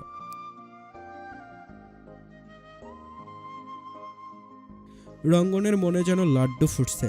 গটগট করে 3 বারই সে কবুল বলে দিল। এদিকে রুমি ফুপিয়ে ফুপিয়ে কেঁদেই চলেছে। তরি তার পাশে বসে তাকে সান্ত্বনা দিচ্ছে। বিয়ের দিন তরি যখন রুমির মতোই কাঁদছিল, আহসান তখন বারবার তার সঙ্গে কথা বলতে চাচ্ছিল। তরি জেদের বসে এড়িয়ে গেছে। এখন এসব ভাবলে খুব হাসি পায়। উপেক্ষায় আহসানের মুখটা শুকিয়ে গিয়েছিল একেবারে। বরযাত্রা খাওয়া দাওয়া একেবারে শেষ প্রান্তে রুমিরা খেতে বসল। বড় টেবিলে রুমি, রঙ্গন, আহসান, তরি এবং তরির পাশে গুনগুন, সৌম্য, অর্ক, দিলশান এবং উচ্ছ্বাস। আহসান পরে বসতে চেয়েছিল খেতে। মাজদাক সরওয়ার জোর করে আহসানকে খেতে বসিয়ে দিয়েছেন। সেই সকাল থেকে গাধার খাটুনি খাটছে ছেলেটা। বিশ্রামের তো একটু প্রয়োজন আছে। কথা মতোই বিয়ের টেবিলে রাখা বড় খাসির মাংস ছিঁড়ে সে আগে অর্কের পাতে দিল। এই মাংসের ইতিহাস শুধু অর্ক আর তার মধ্যেই সীমাবদ্ধ। বড় খাসিটার সিংহভাগই অর্কের পেটেই গেল। এত ভারী পোশাকের কারণে হাত দিয়ে রুমি সেভাবে খেতে পারছিল না। পাশ থেকে তাকে তরি একটু একটু করে ছিঁড়ে খাইয়ে দিচ্ছিল। অবশ্য আহসান সামনে না থাকলে এই কাজটা রঙ্গনই করত। খাওয়া দাওয়ার পর্ব শেষ করে বিকেল অবধি ফটো সেশন পর্ব চলল। রুমি প্রায় বিরক্ত হয়ে পড়ল। কালকে থেকে ছবি তুলে এখন ক্যামেরা দেখলেই তার বিরক্ত লাগছে। অর্ক হঠাৎ রঙ্গনের পাশে এসে বসল। ফিস ফিস করে মেহজাবিনকে ইশারা করে রঙ্গনকে বলল, এই মেয়েটাকে? রঙ্গন স্বাভাবিকভাবেই উত্তর দিল, আমার মামাতো বোন। কিসে পড়ে? রঙ্গন উত্তরে বলল, এই বছর গ্রাজুয়েশন শেষ হবে। সিঙ্গেল? রঙ্গন অর্কের কথার মানে বুঝতে পেরে দাঁত কিরমির করতে করতে বলল, একদম আমার বোনের দিকে চোখ দিবি না। আমার বোন মানে তোরও বোন। অর্ক ভেংসি কেটে বলল, তুমি যে আহসানের বোন নিয়ে টাঙ্কিবাজি করলে, আমি আজই বাড়ি গিয়ে আব্বার সাথে কথা বলবো। রঙ্গন ভ্রু কুঁচকে বলল, শোন, আহসানের বোন আমার বউ, কিন্তু আমার বোন তোর বোন। তোর মতো ফাজিলের সঙ্গে আমি আমার বোন বিয়ে দেব না। তোর বিয়ে ঠিক হওয়ার আগেই ক্যান্সেল। অর্ক বাঁকা চোখে রঙ্গনকে দেখতে লাগলো। বিয়ে সে এই মেয়েকে করবেই, লিখে নিও বস। বিদায়বেলায় রুমি কাঁদতে কাঁদতে বেহুশ হয়ে যাবার দশা। আহসানও মনমরা হয়ে কাঁদছে। মাজদাক সরওয়ারের বুকের ধন পরের বাড়িতে চলে যাচ্ছে। শোভা আর মাজদাক দুজনেই কাঁদছেন। মাজদাক রঙ্গনের হাতে রুমির হাত দিয়ে বলল, বাবা, আমার একটাই মেয়ে। আমি আজকে কিসের ভেতর দিয়ে যাচ্ছি সেটা তুমি বাবা না হওয়া অবধি বুঝবে না। আমার মেয়েটাকে দেখে রেখো বাবা। আজ থেকে ওর দায়িত্ব তোমাকে দিলাম। কখনো চোখে জল আসতে দিও না। যদি বোঝা মনে হয় তাহলে আমার মেয়েকে আমার কাছে ফিরিয়ে দিও। তাও কষ্টে ওর মনটা বিষিয়ে দিও না। রঙ্গন ওপরে ওপরে ভালো মানুষের ঢং করলেও মনে মনে সে বলল, কাঁদবে, আপনার মেয়ে অবশ্যই কাঁদবে, কিন্তু দুঃখে না, বিছানায় আমার ভালোবাসার জোয়ারে। রঙ্গন আধ ঘন্টা যাবৎ গাড়ির সামনে দাঁড়িয়ে আছে। রুমির কান্নাকাটির পর্ব শেষই হচ্ছে না। একে ওকে ধরে সে কেঁদেই যাচ্ছে। রঙ্গন মনে মনে বিড়বিড় করে বলল, ওরে আমার বউটারে, এবার ছাড়বে। আর কত কাঁদাবি? চোখের পানি সব একদিনেই ফুরিয়ে যাবে যে। রুমি প্রায় 1 ঘন্টা পর কেঁদে কুটে গাড়িতে উঠল। রঙ্গন তার পাশে বসে। গাড়িতে আরও অনেক মানুষ আছে, তাদেরকে রুমি বিশেষ চেনে না। রঙ্গন হঠাৎ রুমির হাতটা চেপে ধরল। ভয়ে হাত দুটো ঠকঠক করে কাঁপছিল এতক্ষণ। রঙ্গনের ছোঁয়ায় কাঁপতে থাকা হাতগুলো কেমন নির্জীব হয়ে গেল। ওই বাড়িতে গিয়ে রুমি যখন গাড়ি থেকে নামলো, সবাই তখন ঘিরে ধরল রুমিকে। পাড়াপড়শিরা অনেকেই রঙ্গনের নতুন বউ দেখতে এসেছে। রাত অবধি বউ দেখার জন্য প্রতিবেশীদের আনাগোনা চলতেই লাগলো। রুমিকে বসার ঘরে ফ্যানের নিচে বসিয়ে রাখা হয়েছে। রঙ্গন রুমির পাশ থেকে সরছেই না, চিপকে আঠার মতো লেগে আছে, যেন কলিজার ভেতর ঢুকে যাবে যখন তখন। নাহার বেগম এসে রুমিকে খাইয়ে দিলেন। রঙ্গনের ঘরে মনের সুখে অর্ক, সৌম্য, দিলশান এবং মেহজাবিন বাসর ঘর সাজাচ্ছে। দিলশানের এসব দেখে নিজের কথা মনে পড়ে গেল। এভাবে বাড়ির ছোটরা মিলে তার আর সৌম্যর বাসর ঘর সাজিয়েছিল। বাসর রাতে সৌম্য তাকে একটা গোল্ডের ব্রেসলেট উপহার দিয়েছিল। সেটায় দিলশানের নাম লেখা ছিল। মেহজাবিন ফুলের পাপড়ি দিয়ে লাভ বানাচ্ছে বিছানায়। অর্ক এসে তাকে বলল, আস্তে কলি ছিটাবেন, কখনো আবার কারোর চোখে না পড়ে যায়। মেহজাবিন মুচকি হেসে বলল, ভুল বারবার হয় না, কাল ভুল করে আপনার চোখে পড়েছিল। অর্ক নিজ মনে বিড়বিড় করে বলল, হয়তো ভুল করে ভুল হয়, ভুল করে আবার প্রেমও হয়। এই যে আমি পড়েছি। রাত 9:30টার দিকে অর্ক, সৌম্য এবং দিলশান চলে গেল। নাহার বেগম খুব অনুরোধ করেছিলেন থেকে যেতে। অর্ক আর সৌম্য বাহানা দিয়ে চলে গেছে। শেষে নাহার বেগম জোর করে ওদের খাইয়ে তারপর বাড়ি পাঠিয়েছেন। সবকিছু শেষ করে ছাড়া পেতে পেতে ঘরে ঢুকতে রঙ্গনের রাত 11টা বাজল। ঘরে ঢুকতেই দেখল বিছানায় একটা লালপরি ফুলের মাঝে বসে আছে। রঙ্গন পা টিপে টিপে বিছানার দিকে গিয়ে বসল। ঘুমটে খুলেই দেখল কেঁদে কেটে রুমির চোখ ফুলে মৌচাক হয়ে গেছে, গলাও বসে গেছে অনেকটা। রঙ্গন রুমির মাথায় একটা চুমু খেলো। ঠোঁটের দিকে এগোতেই রুমি সরে গিয়ে বলল, আপনি যা চাচ্ছেন তা হবে না, আমার একটু মেয়েলি সমস্যা চলছে। রঙ্গনের ভেতরে কোনো দুঃখ টুক্ষ দেখাই দিল না, শুধু হেসে বলল, তাহলে একটা চুমু গালি, শুধু একটাই। বলে রুমির গালে টুস করে চুমু খেলো। রুমি বিস্ময়ে ঢোক গিলল। রঙ্গন বিছানা থেকে উঠে গিয়ে আলমারি খুলল, একটা রিংয়ের বক্স রুমির হাতে দিয়ে বলল, এটাতে একটা গোল্ডেন রিং আছে, আমার প্রথম 3 মাসের স্যালারি দিয়ে কেনা। প্রথম স্যালারি দিয়ে সবাইকে সব কিছু দিয়েছি, মাকে দিয়েছি, মামা মামি এবং বোনদের দিয়েছি। তুমি তো আমার বউ, সেই হিসেবে তোমার কিছু পাওয়া আছে তো, তাই এটা তোমার জন্য কিনেছি। এক মুঠে কেনার মতো এত টাকা তখন হাতে ছিল না, তাই 3 মাস টাকা জমিয়ে কিনেছি। বলে রুমির আঙ্গুলে রিংটা পরিয়ে দিল। রিংটা খুব সুন্দর চকচক করছে। রিংটার পেছনে খুব সুন্দর করে হলমার্কের মতো করে আর+ লেখা। রঙ্গন তখনই ঠোঁট ফুলিয়ে বলল, আমার উপহার কোথায় রুমি? বাসরাতে উপহার দিতে হয় জানো না? রুমি আমতা আমতা করে বলল, আমি তো জানি না, আমার কাছে কোনো উপহার নেই। রঙ্গন বাঁকা হেসে বলল, আছে তো, তুমি তো আমার একটা উপহার রুমি। এটুকু বলেই রুমির ঠোঁটে একটা টুস করে চুমু খেল সে। বাড়ি থেকে মেহমানরা চলে গেছে, আছেন শুধু রুবি, মোস্তফা সারোয়ার আর উচ্ছ্বাস। সেই ঘুরে ফিরে রাতে তরিকে আহসানের ঘরেই আসতে হলো। তরি তখন সবেমাত্র ঘরে ঢুকেছে। আহসান তাকে সঙ্গে সঙ্গে কোলে তুলে নিল। তরি মৃদু চিৎকার করে বলল, এই বাজে লোক, ছাড়ুন বলছি। আহসান তাকে বিছানায় ফেলে দিয়ে বলল, বাজে বলেছ? আচ্ছা, আজকে বাজে হয়ে দেখাবো, দাঁড়াও, দেখাচ্ছি মজা। বলেই তরিকে ইচ্ছে মতো সুরসুরি দিল। তরি খিলখিলিয়ে হেসে পালিয়ে যেতে চাইল। আহসানের তরিকে পালিয়ে যেতে দেওয়ার মতো ইচ্ছে আছে কি? তরির আঁচলখানা টান দিয়ে নিজের কাছে এনে ফেলল। এরপর যা হলো তা কাউকে বলা যায় না। ভীষণ ভীষণ বাজে কথাও সব। তরির শরীরটা ভালো নেই। গত 2 দিন যাবৎ শরীরের খারাপের কারণে ক্লাসে যাওয়া হয়নি।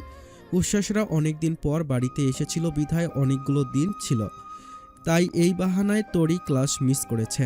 আজ একেবারে না গেলেই নয়। আহসান ক্লাস মিস করা একেবারেই পছন্দ করে না। উচ্ছ্বাসরা দিন কয়েক আগেই চলে গেছে। উচ্ছ্বাস ছেলেটা খুব ভালো, ভাবি ভাবি বলে তরির সঙ্গে খুব গল্প করত। উচ্ছ্বাস যাবার সময় তরিকে সবার আড়ালে ডেকে বলেছিল, ভাবি, আপনার কাছে আমার মূল্যবান জিনিস রেখে গেলাম, ভেবে নিন, আমানত রাখলাম। সময় হলে আমার জিনিস আমি ঠিকই ফেরত নেব, ততদিন না হয় আপনার কাছেই থাকুক। তরি বারবার করে জিজ্ঞেস করেছিল কি জিনিস সেটা বলতে। উচ্ছ্বাস মুচকি হেসে এড়িয়ে গেছে। এমনকি উচ্ছ্বাস চলে যাওয়ার পর তরি সারাদিন তন্ন তন্ন করে খুঁজেছিল উচ্ছ্বাস কিছু ফেলে গেছে কিনা, কিন্তু তরি হতাশ। উচ্ছ্বাস কিছু ফেলেই যায়নি। কিসের কথা বলে গেল তবে? তরি আলসেমি করে বিছানায় শুয়ে রইল। ক্লাসে যেতে একদমই শরীরে কুলোচ্ছে না। কিন্তু তাকে তরি কিভাবে আহসানকে বোঝায় যে সত্যি তার শরীরটা ভালো নেই? আহসান ভাবেই তরি নিশ্চয়ই অজুহাত দিচ্ছে। মাথাটা বড্ড ঘোরে, কেমন গা গুলিয়ে বমি হয়। 1 সপ্তাহ যাবতই এই সমস্যায় ভুগছে সে। তুবা পেটে আসার পর যেমনটা হয়েছিল ঠিক তেমনটা। আচ্ছা ওয়েট, এই মাসে তার পিরিয়ড মিস হয়ে গেছে। মনের কোণে কোথাও যেন একটা আশার আলো দেখা দিল তরির। দেখবে কি একবার পরীক্ষা করে ক্লাস শেষে ফেরার পথে একটা কিট কিনে আনলে কেমন হয়। তরি বিছানা থেকে কোনো রকমে উঠে দাঁড়ালো। আহসান স্কুলে চলে গেছে ভোরে। টলমলে পায়ে তরি কোনো রকমে তৈরি হয়ে ব্যাগটা নিয়ে বেরিয়ে গেল। মাথাটা কেমন যেন ঝিমঝিম করছে। গত রাতে তলপেটেও খুব ব্যথা হয়েছিল। আহসান শেষে গরম পানি দিয়ে সেকে দিয়েছিল পেটটা। রুমি রোজ ক্লাসে একাই যায়। ঘুম থেকে উঠে রেধে বেড়ে তৈরি হয়ে বের হয়ে যায়, কিন্তু ছুটি হলে রঙ্গন তাকে নিয়ে আসে বাড়িতে। রুমি বারবার নিষেধ করেছিল রঙ্গনকে। রঙ্গন বেহায়া বিড়াল, তবুও আসে। ক্লাসের ভেতর দিনে 14 বার করে রুমিকে কল দেয়। ভয়ে রুমি এখন সবসময় ফোন সাইলেন্ট করে বসে থাকে। আজও তার ব্যতিক্রম হলো না। রুমি ক্লাস শেষ বের হয়ে দেখল রঙ্গন দাঁড়িয়ে। রুমিকে দেখে হেসে এগিয়ে এসে দুম করে জড়িয়ে ধরল। রুমি তাড়াতাড়ি ছাড়িয়ে নিল নিজেকে। রাস্তাঘাটে এসব কি? মানুষজন কি ভাবে কে জানে। এই লোকের কোনো আক্কেল জ্ঞান নেই। রুমি রেগে গিয়ে বলল, রাস্তায় দাঁড়িয়ে এসব কি করছেন? আমার ভালো লাগে না একদম এসব। বাড়িতে গিয়েও সারাদিন শরীরের সঙ্গে চিপকে থাকেন আঠার মতন, এখন বাইরে এসেও তাই করছেন। রঙ্গন সেসবের ধার ধারে নাকি? হাই তুলতে তুলতে সে বলল, আমার বউকে আমি জড়িয়ে ধরেছি, তাতে কার বাপের কি? যা শালা, নিজেদের বউকে গিয়ে জড়িয়ে ধর, চুমু খা। আমার ভাগেরটার দিকে নজর দিচ্ছিস কেন, হ্যাঁ? রুমি গটগট করতে করতে রঙ্গনের দিকে তাকালো। রঙ্গন সরল মুখে বলল, আজব তো, আমার দিকে এভাবে তাকাচ্ছ কেন রুমি? আমি আবার কি করলাম? রুমি ঝাঁঝালো কণ্ঠে বলল, না, আপনি কেন কিছু করতে যাবেন? দোষ হচ্ছে আমার কপালের। রুমি রেগে মেগে বাইকে গিয়ে বসল। রঙ্গন উঠে দ্রুত বাইক স্টার্ট দিল। বাড়ি ফিরে রুমি ঘরে ঢুকে আলমারি খুলল। গরমে শরীর ঘেমে একেবারে একাকার। গায়ের জামাটা পাল্টে নেওয়া দরকার। রুমি খুঁজে একটা পাতলা সুতির শাড়ি বের করল। রঙ্গন তখন ফোন হাতে রুমিকে উদ্দেশ্য করে বলল, রুমি, দরজাটা দিয়ে দিও, আমার একটু কাজ আছে। রুমি তখন সবেমাত্র জামার বোতামে হাত দিয়েছে। শাড়িটা বিছানার ওপরে রেখে বলল, কোথায় যাচ্ছেন? রঙ্গন রুমির কাছে এলো। রুমির পেটে একটা চিমটি কেটে বলল, সৌম্য ফোন দিয়েছে সুন্দরী, তুমি এখন চেঞ্জ করবে? রুমি ওড়নাটা গলা থেকে খুলে বলল, হ্যাঁ, খুব গরম বাইরে, শরীর ঘামে ভিজে গেছে। রঙ্গন তড়িৎ হাতে থাকা ফোনটা কানে তুলে বলল, সৌম্য, আমার একটা দরকারি কাজ পড়ে গেছে, আজ আসতে পারবো না রে, কাল দেখা হবে। রুমি অবাক হয়ে বলল, আপনি না এইমাত্র বললেন সৌম্য ভাইয়া ডেকেছে, এখন বলছেন যাবেন না? কাহিনী কি? রঙ্গন পরনের শার্ট খুলতে খুলতে বলল, তুমি এখন চেঞ্জ করবে তাই না রুমি? এত মনোরঞ্জন দৃশ্য ফেলে বাইরে যাই কি করে? তোমার না গরম লাগছে? কই করো চেঞ্জ। রুমি তেতে উঠে বলল, আপনি বাইরে যান বলছি, ক্যারেক্টারলেস বেহায়া লোক। আমি কিন্তু চিৎকার করব, আম্মাকেও ডেকে আনবো। এক্ষুনি বের হন আপনি রুম থেকে। রঙ্গন রুমির কোমরটা ধরে তাকে কাছে টেনে বলল, তুমি তো রোজ রাতেই চিৎকার করো রুমি। আম্মার শোয়ে আছে, ছেলের নতুন নতুন বিয়ে হয়েছে, আম্মা বুঝবে। কাছে এসো, অনেক ভালোবেসে দিব কলিজা। ধাক্কা দিয়ে কামড়ে দিয়েও ছাড় পেল না রুমি। কোলে তুলে বিছানায় নিয়ে ঠিকই ছি। নাহার বেগম খাবার বেড়ে রুমিকে ডাকতে এলেন। দরজা ভেতর থেকে লাগানো দেখে আর বিরক্ত করলেন না। বিয়ের প্রথম বছর দিনরাত কোনো ব্যাপার না। মনে মনে রঙ্গনকে গালি দিয়ে বললেন, ফাজিল পোলা, মায়েটার দিনও একটু সার দিলে না, একেবারে বাপের স্বভাব। ক্লাস শেষে ফেরার পরে ফার্মেসি থেকে একটা প্রেগনেন্সি কিট কিনল তরি। ব্যাগে ভরে বাড়ির পথে হাঁটা দিল। আহসানকে আগে কিছু বলা যাবে না। পজিটিভ আসলে বলবে, আল্লাহ না করুক নেগেটিভ আসলে আহসানের মৃদু হলেও মন খারাপ হবে। তরির একদমই ভালো লাগে না আহসানকে ওভাবে দেখতে। বিকেলে আহসান যখন ছেলে মেয়ে পড়ানো শেষে বাইরে গেল, তখনই তরি ব্যাগ থেকে কিটটা বের করলো। কিটে 2 ফোঁটা ইউরিন দিয়ে অপেক্ষা করতে শুরু করলো। 5 মিনিট যেন 5 ঘন্টার মতো লাগলো। আল্লাহর নাম নিয়ে তরি কিটের দিকে তাকালো। এটা কি হলো? কিটে 2টো লাল দাগ দেখা যাচ্ছে, তার মানে তরি প্রেগনেন্ট। তরি পেটে হাত রাখলো। এই ছোট্ট পেটে এখন আরেকজন বেড়ে উঠছে। তরিকে আম্মু আর আহসানকে বাবা বলে ডাকবে সে। সত্যি তরির যেন বিশ্বাসই হচ্ছে না। আনন্দে পুরো ঘরময় সে পায়চারি করতে লাগলো। আহসান ফিরলেই আজ আহসানকে সে সবার প্রথমে বাবুর খবরটা দেবে। যদিও 1 সপ্তাহ ধরেই তরির সন্দেহ হচ্ছিল, তাও পিরিয়ড ডেটের জন্য অপেক্ষা করছিল সে। আহসানের প্রাপ্যটুকু আহসানকে আজ ফিরিয়ে দেবে সে। আনন্দে চোখটা কেমন চিকচিক করে উঠল তরির। তুবা তরির কোল জুড়ে আবার আসবে তো তরির তুবা। বিকেলে রুমি ঘর থেকে কোনো রকমে বের হলো। রঙ্গনকে কোনো রকমে সরিয়ে উঠে এসেছে সে। কুম্ভকর্ণটা এখনো পড়ে পড়ে ঘুমোচ্ছে। ভাবখানা এমন যেন সে কিছুই বোঝে না। বিগত কয়েকদিন যাবৎ রুমিকে সারা রাত জ্বালিয়ে খাচ্ছে। রুমির বুকের ওপর পড়ে পড়ে ঘুমায়। কেন রে বজ্জাত? পুরো বিছানা থাকতে তার বুকেই কেন আস্থানা গাড়তে হবে? রঙ্গনের অত্যাচারে মাথাটা প্রচণ্ড চড়ে যায় রুমির। রাতে ঘুমোতে না দিলে পড়া হয়। ক্লাসের লেকচার শোনার সময় ঘুমে সে তাকাতে অবধি পারে না। বাবার বাড়ির নাম তো ভুলতে বসার উপক্রম প্রায়। এতদিন ভাবি যখন বাপের বাড়ি যেত, ভাইয়ার খসখসানি দেখে বেজায় হাসত সে। তরির ওপর খুব রাগ হতো, কেন ভাইকে ফেলে চলে যায় সে। এখন তরির জায়গায় এসে সবটা টের পাচ্ছে সে। পরশু ক্লাস শেষে রঙ্গনকে না পেয়ে বাড়িতে গিয়েছিল সে। মিনিট 10 মাঝে রঙ্গন এসে হাজির। ইচ্ছে ছিল রাতে থাকবার, কিন্তু পাজি বজ্জাটার কারণে চলে আসতে হয়েছে। মধুবিবি রুমির দিকে তাকিয়ে তাকিয়ে মুখ টিপে টিপে হেসে বলেছিলেন, বরের আদরে দেখি তোর রূপ বায়া করতাছে রুমি। জামাইটারেও বলিহারি, মায়াটার একটু ছাড় দিলেও তো পারে। পুরা তেনা বানাইয়া দিছে আমার নাতিনটারে। রুমির লজ্জায় মাথা তুলে তাকাতে পারেনি। কি লজ্জা, কি লজ্জা! একটু উঠোনে গিয়েও শান্তি নেই। পিছু পিছু গিয়ে দাঁড়িয়ে থাকে। নাহার বেগমের ঘরে গিয়ে একটু গল্প করবার সুযোগটাও দেয় না। বারবার ইশারায় এসে রুমিকে ডেকে যায়। রুমি না গেলে এই সেই বাহানায় নাহার বেগমকে দিয়েই রুমিকে ডেকে পাঠায়। এই নির্লজ্জের কারণে রুমির জীবনটা অতিষ্ঠ প্রায়। ছোট বাচ্চা ফিডারের জন্য মায়ের পেছন পেছন যেভাবে ঘোরে, রঙ্গনের অবস্থা হয়েছে তাই। রুমি যেখানেই যাক না কেন, সেখানে গিয়ে রুমির কাজে বাগড়া না দিলে তার চলেই না। রুমি টেবিলে বসে ভাত খেলো। দুপুরের খাবার পেটে গেল বিকেলে। টেবিল গুছিয়ে উঠতেই রঙ্গন এসে হাজির। রুমি কোনো রকমে রঙ্গনকে ভাত বেড়ে দিয়ে কেটে পড়তে চাইল। তার হলো কোথায়? রঙ্গন রুমির হাত চেপে ধরে বলল, একটু খাইয়ে দাও না বউ, তুমি না ভালো বউ, দাও খাইয়ে দাও। রুমি ভেংসি কেটে বলল, হাত নেই আপনার, নিজের হাত দিয়ে খান। এসব রংঢং আমি করতে পারবো না। রঙ্গন তখনই খাবার টেবিল ছেড়ে উঠে পড়ল। প্লেটটা রুমির দিকে এগিয়ে দিয়ে বলল, খেতে হবে না আমার তাহলে, খিদে নেই, খিদে মরে গেছে। বাইরে ভুলো খেউ খেউ করছে, ওকে দিয়ে এসো যাও। মুখ ভরা খাবার রেখেই উঠে পড়ল। প্লেটটা টেবিলের ওপরে রেখেই ঘরে চলে গেল। রুমির খুব মন খারাপ হলো এতে। যত যাই হোক, খাবার ফেলে এভাবে কেউ চলে যায়? খাবারের প্লেটটা হাতে নিয়ে ঘরে এলো রুমি। রঙ্গনের শার্টের কলার ধরে কাছে টেনে আনলো। রঙ্গন মুখ ফুলিয়ে বসে আছে। রুমি লোকমা তুলে রঙ্গনের মুখের সামনে তুলে ধরে বলল, হা করুন। রঙ্গন অভিমানের সুরে বলল। রুমি চোখ রাঙ্গিয়ে বলল, খাবেন না তো ভাত বাড়ালেন কেন আমাকে দিয়ে? চুপচাপ খেয়ে নিন, নয়তো আপনার ঘাড় ধরে সবগুলো ভাত গিলাবো। বলেই রঙ্গনের মুখে জোরপূর্বক খাবার পুরে দিল। রঙ্গন এমন একটা ভাব ধরল যেন তার খাবার ইচ্ছেই নেই।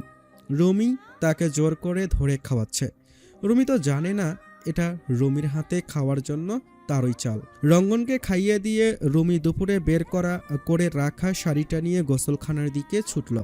রঙ্গন মনে মনে বদ মতলব আঁটতে শুরু করলো। রুমি যখন গোসলখানায় ঢুকবে, কাপড় নিয়ে রুমির পিছু পিছু সেও গোসলখানায় ঢুকে যাবে। রুমি আগোচরে আলমারি থেকে সেও শার্ট আর লুঙ্গি বের করলো। রুমি যেই না গোসলখানায় ঢুকলো, অমনি রঙ্গনও টুপ করে ঢুকে পড়ল। রুমি রাগে কিরমির করতে করতে বলল, কি হলো এটা? বেরিয়ে যান এক্ষুনি, এখনই বের হন বলছি। রঙ্গন ওসব কথা গ্রাহ্যই করল না, উল্টো দাঁত কেলাতে কেলাতে বলল, তোমার সঙ্গে গোসল করবো বউ, মাথায় একটু শ্যাম্পু করে দিয়ে শরীরটা মেজে দাও তো বউ। রুমিকে ঘৃণায় নাক ছিটকে বলল, ছি, আমি ওসব পারবো না, আপনি জলদি বের হন।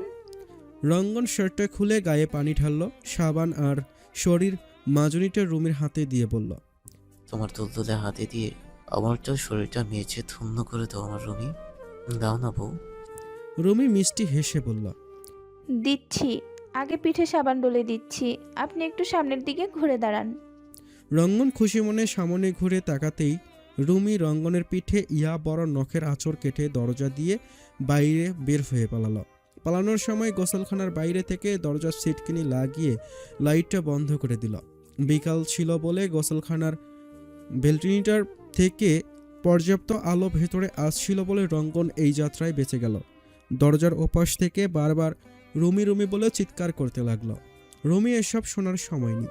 খিলখিলিয়ে হাসতে হাসতে সে নাহার বেগমের গোসলখানায় গিয়ে গোসল করলো।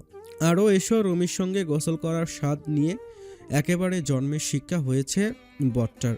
রঙ্গন মনে দুঃখে পানি গায়ে ঢেলে নিজেই গোসল সারতে লাগলো। পাজি মেয়ে এত জোরে তার পিঠে আঁচড় কেটেছে যে পিঠটা তার পানির সংস্পর্শে এসে জ্বলছে ভীষণ। কাজ শেষে আহসান বাড়ি ফিরল রাতে। খিদেতে হাত পা রীতিমতো কাঁপছে তার। আজকে খুব পরিশ্রমের একটা দিন গেল তার। একটু ফুসরত মেলেনি সারাদিনেও। দুপুরে ব্যবসার হিসাব মেলাতে গিয়ে একটু বিছানায় শরীরটা এলিয়ে দেওয়ার সুযোগ মেলেনি। আহসান খাওয়ার সময় তরিকেও টেবিলে ডেকে এনে একসঙ্গে খেল। আহসান তরিকে ফেলে কখনোই একা খেতে বসে না। আজ তরি সেভাবে রাতে খেতে পারল না। প্রথমত খাবারটা খুব টক আর গন্ধ লাগছে। দ্বিতীয়ত আহসানকে খাবারটা দেওয়ার জন্য খুব এক্সাইটেড সে। আহসানের রিয়াকশন কি হবে তা ভেবেই পেটে কেমন সুরসুরি হচ্ছে। খাওয়া দাওয়া শেষে আহসান যখন ঘরে এলো, তরি তখন তার পথ আগলে দাঁড়ালো। লাজুক মুখে হেসে বলল, আপনাকে একটা উপহার দিব আজ, খুব পছন্দ হবে আপনার। আপনার জীবনের সেরা উপহারও বলা যায়। আহসান কিছু বলার আগেই তরি আহসানের বুকে মাথা রেখে বলল, আমাদের আরেকটা তুবা আসছে আহসান, আপনাকে বাবা বলে ডাকার জন্য পৃথিবীতে কেউ আসছে আবার। আহসান কিংকর্তব্য বিমূঢ় হয়ে দাঁড়িয়ে রইল। তরি তাকে আরো শক্ত করে জড়িয়ে ধরল।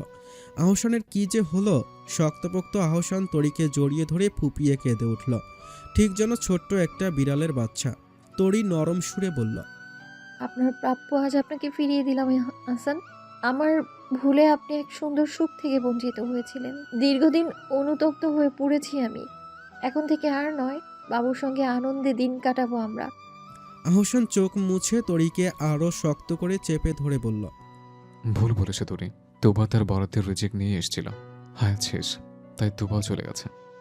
তাতে তোমার দোষ কি তোরে? আর একটা কথা, তুমি বাবার কথা 3 মাস না হওয়া অবধি কাউকে বলবে না, বাড়ির কাউকেও না। ফের কোনো অঘটন ঘটলে সবাই তোমাকে দায়ী করবে। আমার খুব খারাপ লাগে তোরে, তোমাকে কেউ কষ্ট দিলে আমার দম বন্ধ হয়ে আসে। এরপর তরির গালে, ঠোঁটে আর পেটে কত শত চুমু যে খেয়েছিল আহসান। সারা রাত তরিকে জড়িয়ে ধরে ফুপিয়ে কেঁদেই গেছে। তরিকে কতবার করে বুঝিয়ে বলল, কিছুতেই কিছু কাজ হলো না। বোকা লোকটা কেঁদেই গেল। বিকেলে দীর্ঘ সময় গোসল করার কারণে রঙ্গনের শরীর কাঁপিয়ে জ্বর এলো। বিছানায় কাঁথা গায়ে দিয়ে ঠকঠক করে কাঁপতে লাগলো। রমি রাতে খাওয়ার জন্য ডাকতে এসেছিল। বহু সময় নিয়ে ডাকাডাকি করার পরেও রঙ্গন যখন উঠল না, রুমি সন্দেহর বশে কপালে হাত রেখেই চমকে গেল। ভয়ানক জ্বর এসেছে। নাহার বেগমকে ডেকে আনতেই নাহার বেগম রঙ্গনকেই দীর্ঘ সময় গোসল করার জন্য বকাঝকা করলেন। মাথায় জলপট্টি দিয়ে দিলেন। ভয়ে রুমির মুখ শুকিয়ে গেল। কেন যে সে গোসলখানার দরজাটা বাইরে থেকে লাগিয়ে দিয়েছিল, ইস, দরজাটা না লাগালেই পারত। দরজা খুলতে না পেরেই রঙ্গন গরমে বারবার শরীরে পানি ঢেলেছে। নিশ্চিত তাই জ্বর এসেছে। রঙ্গন জ্বরের ঘরে রাতে তেমন কিছুই খেল না, দুধ রুটি খেয়েই শুয়ে পড়ল। রাতে রুমি লাইট নিভিয়ে বিছানায় যেতেই রঙ্গনের গঙ্গানির আওয়াজ শুনতে পেল। ভয়ার্ত গলায় রুমি বলল, কি হয়েছে আপনার? বেশি খারাপ লাগছে? রঙ্গন গঙ্গাতে গঙ্গাতে বলল, শীত লাগছে, জড়িয়ে ধরো তবু, শক্ত করে ধরবে। অনেক শীত বাইরে, অনেক ঠান্ডা। রুমি সত্যি রঙ্গনকে বুকের সঙ্গে চেপে ধরল। রঙ্গন গুটিসুটি মেরে সারা শরীরে ভর রুমির ওপর ছেড়ে দিয়ে রুমির বুকে মুখ গুজে ঘুমালো। রঙ্গনের মাথায় হাত বুলিয়ে দিতে দিতে রুমি ঘুমিয়ে গেল। রঙ্গন রুমির বুক থেকে মাথা উঁচু করে রুমির দিকে তাকিয়ে মুচকি হাসল। জ্বর একা একা আসেনি, রঙ্গন জ্বরের গোষ্ঠীশুদ্ধ বংশধরকে ডেকে এনেছে। গোসল শেষে রুমের সবগুলো লাইট অন করে এবং ফ্যান বন্ধ করে ঘরটাকে গরম করেছিল রঙ্গন। রুমি তখন নাহার বেগমের সঙ্গে সংসারে কাজ করছিল। এই ফাঁকে রঙ্গন রান্নাঘর থেকে 4 কোয়া রসুন এনেছিল। গরমের মধ্যে 2 কোয়া করে রসুন 2 বগলে চেপে ধরে বগলের মধ্যে 1 ঘন্টা ফ্যান বন্ধ করে বসেছিল। ফলাফল এই রাতে রুমির আদর সোহাগ সহ বুকে ঘুমানোর সুযোগ। এই জ্বর ফর কিছুতেই হয় না রঙ্গনের। ছোটবেলায় স্কুল যেত না, ইচ্ছে হলে বগলে রসুন গুজে কড়া রোদের নিচে দাঁড়িয়ে থাকতো রঙ্গন। কমপক্ষে 2 দিন জ্বরের বাহানা দিয়ে স্কুলে যেতে হতো না তার। জীবনে জিততে হলে টেকনিক খাটাতে হয়, টেকনিক। ইহা বলিয়াছেন স্বয়ং রঙ্গন ব্যাপারী। রুমির প্রতি প্রেম তাকে কবি বানিয়ে তুলেছে। আজ ঘুম থেকে উঠতে তরির বড্ড দেরি হলো। ভোরের দিকে একবার উঠেছিল সে, তখন আহসান স্কুলে যাবার জন্য তৈরি হচ্ছিল। ঘুম ঘুম চোখে আহসানকে দেখে পাশ ফিরে ফের শুয়ে পড়ল তরি। এই ভারী শরীরটা নিয়ে বিছানায় পাশ ফিরতেও তার খুব কষ্ট হয়। 9 মাসে এমনটা হওয়াটা খুব স্বাভাবিক। রাত হলেই বাবুর লাফালাফি শুরু হয়। সারাদিন দুষ্টটা শান্তই থাকে। রাতে তরি ঘুমোতে এলেই তার যত দুষ্টমি শুরু। নড়াচড়া করতে করতে সে নিচের দিকে নেমে যায়, নয়তো হাত পা ছড়ে। আর আহসান যদি ভুল ক্রমেও তার পেটে হাত দেয় তাহলে হয়েছে কাজ। সঙ্গে সঙ্গেই সাড়া দিয়ে ওঠে দুষ্টুটা। বাবার স্পর্শ এখনই খুব ভালো করে চিনে গেছে। রাতে দুষ্টুটা বেশি বিরক্ত করলে আহসান তেল গরম করে তরির পায়ে মালিশ করে দেয়, পেটেও আলতো হাতে মালিশ করে দেয়। পুস্কুটা তখনও বাবার স্পর্শ পেয়ে দ্বিগুণ হারে লাফালাফি শুরু করে। শোভার ডাকে ঘুম থেকে উঠে বসল তরি। শোভা নাস্তা সাজিয়ে তরির জন্য বসে আছেন। তরি কোনো রকমে কষ্ট করে ধরে ধরে বিছানা থেকে নামলো। শরীরে পানি উঠে হাত পা ফুলে গেছে তার। রাতে ঘুমও ভালোভাবে হয়নি। কাল রাতে ছিল অর্কের বিয়ের প্রোগ্রাম। রঙ্গন আর রুমির বিয়ের দিন রঙ্গনের এক কাজিনের সঙ্গে পরিচয় হয়েছিল অর্কের। সেই থেকে প্রণয় এবং শেষে পরিণাম। আপুটা দেখতে ভারী মিষ্টি। তরিকে বারবার করে কাছে ডেকে শরীর হাসতের কথা শুধছিল। এই ফুলকো অসুস্থ শরীর নিয়ে তরি একদমই বের হতে চায়নি। পুস্কোটা পেটে আসার পর থেকে মধুবী সন্ধ্যার পরে তরিকে কোথাও যেতে দেন না। কিন্তু আহসান বাচ্চাদের মতো এমন জেদ ধরল, তরি আর বাবু সঙ্গে না গেলে সেও যাবে না। শেষে তরি আহসানের কথা রাখতে কোনো রকমে একটা শাড়ি পরে বিনুনি বেঁধে চলে গেছে। তেমন সাজগোজও করেনি। মাথা ভর্তি ছিল মধুবী দেওয়া তেল। মধুবী রোজ তরিকে তেল দিয়ে চুল বেঁধে দেন। তরি ওভাবেই আহসানের সঙ্গে অনুষ্ঠানে চলে গেছে। কাল রুমি আর রঙ্গনও এসেছিল। রুমিটা দিন দিন খুব সুন্দর হয়ে যাচ্ছে। রঙ্গন ভাই খুব আদর যত্ন করে হয়তো। দিলশান আর সৌম্যও কাল এসেছিল। দিলশানের কোলে খুব আদুরে একটা মেয়ে বাবু ছিল। একেবারে মায়ের চেহারা পেয়েছে মেয়েটা। বয়স তার 4 মাস। দিলশান আর সৌম্য মিলে বাবুর নাম রেখেছে কিয়ারা। তরিকে দেখেই কেমন মিটিমিটি করে হাসছিল। তরি নিজেকে সামলাতে পারেনি। ভারী শরীরে এই তুলার বস্তাকে কোলে তুলতেও তার কষ্ট হয়েছিল। তবুও সে কোলে তুলে খুব করে আদর করেছিল কিয়ারাকে। সৃষ্টিকর্তা সবকিছু ঠিকঠাক রাখলে দিলশানের মতো একটা পুষ্কু তাকেও দেবে। বারবার করে বাবুটার গালে কপালে চুমু খাচ্ছিল তরি। তার বাবুটা কবে আসবে? টেবিলে বসে তরি কোনো রকমে নাস্তা সারল। চেয়ারে হেলান দিয়ে বসে সোজা হয়ে বসতে খুব কষ্ট হয় তার এখন। টেবিলে সাজানো হরেক রকমের আচার। কিছু বানিয়েছে মধুবিবি, আর কিছু বানিয়েছে নাহার বেগম। বানিয়ে এগুলোকে রুমির হাতে তরির জন্য পাঠিয়েছেন। রুমি মাঝে এসে থেকেছিল 2 দিন। তাও সন্ধ্যার পর এসে রঙ্গন ভাই খুব জ্বালাতন করেছেন। আহসানের জোড়াজড়িতে রুমিকে নিয়ে যাবার সাহস করেননি। রুমি বারবার তরির পেটে হাত রেখে বাবুকে অনুভব করতে চাইত। দুষ্টুরা ধুমধাম ফুপির হাতে লাথিও বসিয়ে দিয়েছে। তরি পরে বাবুকে খুব করে বকেছে। ফুপি কত আদর করে বাবুকে, আর বাবুনটা ফুপিকে বোঝেই না। তরি চেয়েছিল সকালে খেয়ে দিয়ে পড়তে বসবে, তার হলো কোথায়? পেটে আর কোমরে কেমন চিনচিনে ব্যথা। তরি বিছানায় গিয়ে শুয়ে পড়ল সোজা। এই ভারী শরীর নিয়ে রোজ ক্লাসে যাওয়া খুব কষ্টসাধ্য কাজ। তাই সপ্তাহে 2 দিন করে ক্লাসে যায় সে। পেটে ব্যথায় তরি পাশ ফিরে শুয়ে পড়ল। শরীর কেমন দরদর করে ঘামছে। একটু ঠান্ডা পানি দিয়ে গোসল করলে কেমন হয়? তরি বিছানা থেকে নামতে গিয়ে বিপত্তি বাঁধল। তার পানি ভাঙতে শুরু করেছে। তরি ব্যথায় চিৎকার করে শোভাকে ডাকলো। শোভা আর মধুবিবি দৌড়ে এসে দেখল তরির পানি ভাঙছে। তরি পেট ধরে চিৎকার করতে শুরু করলো। মধুবিবি তরিকে ধরে বিছানায় শুইয়ে দিয়ে শোভাকে বললেন, আহসানের মা, তাড়াতাড়ি আহসানরে ফোন করো, তাড়াতাড়ি বাড়ি আসতে কও। ওর প্রসব বেদনা শুরু হয়েছে, পানি ভাঙতেছে সমানে, তাড়াতাড়ি ডাক্তারখানায় নিয়ে যাইতে হইব। ব্যথায় তরির মুখ নীল হয়ে গেল। শোভা দ্রুত আহসানকে ফোন দিলেন। মাজদাক ছাড়ার মাল কিনতে শহরে গেছেন। রাত ছাড়া কোনোভাবেই ফেরা সম্ভব নয়। আহসান তখন পরীক্ষার হলে গার্ড দিচ্ছিল। বাচ্চাদের অর্ধবার্ষিক পরীক্ষা চলছে। তরির খবর শুনে সে আতঙ্কে ছোটাছুটি করতে লাগলো। স্কুলে ভিজিটর এসেছে, এই অবস্থায় আর্জেন্ট ছুটি ম্যানেজ করাটাও রিস্ক। চাকরি যায় চুলোয়। তরির কাছে যাওয়াটা এই মুহূর্তে সবচেয়ে গুরুত্বপূর্ণ।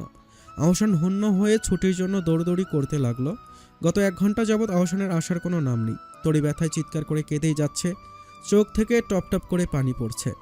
মধুবিবি অতিষ্ঠ হয়ে শোভাকে বললেন, চুলায় শাক সিদ্ধ করার পানি বসাইছিল না? শাক সিদ্ধ পরে দিও।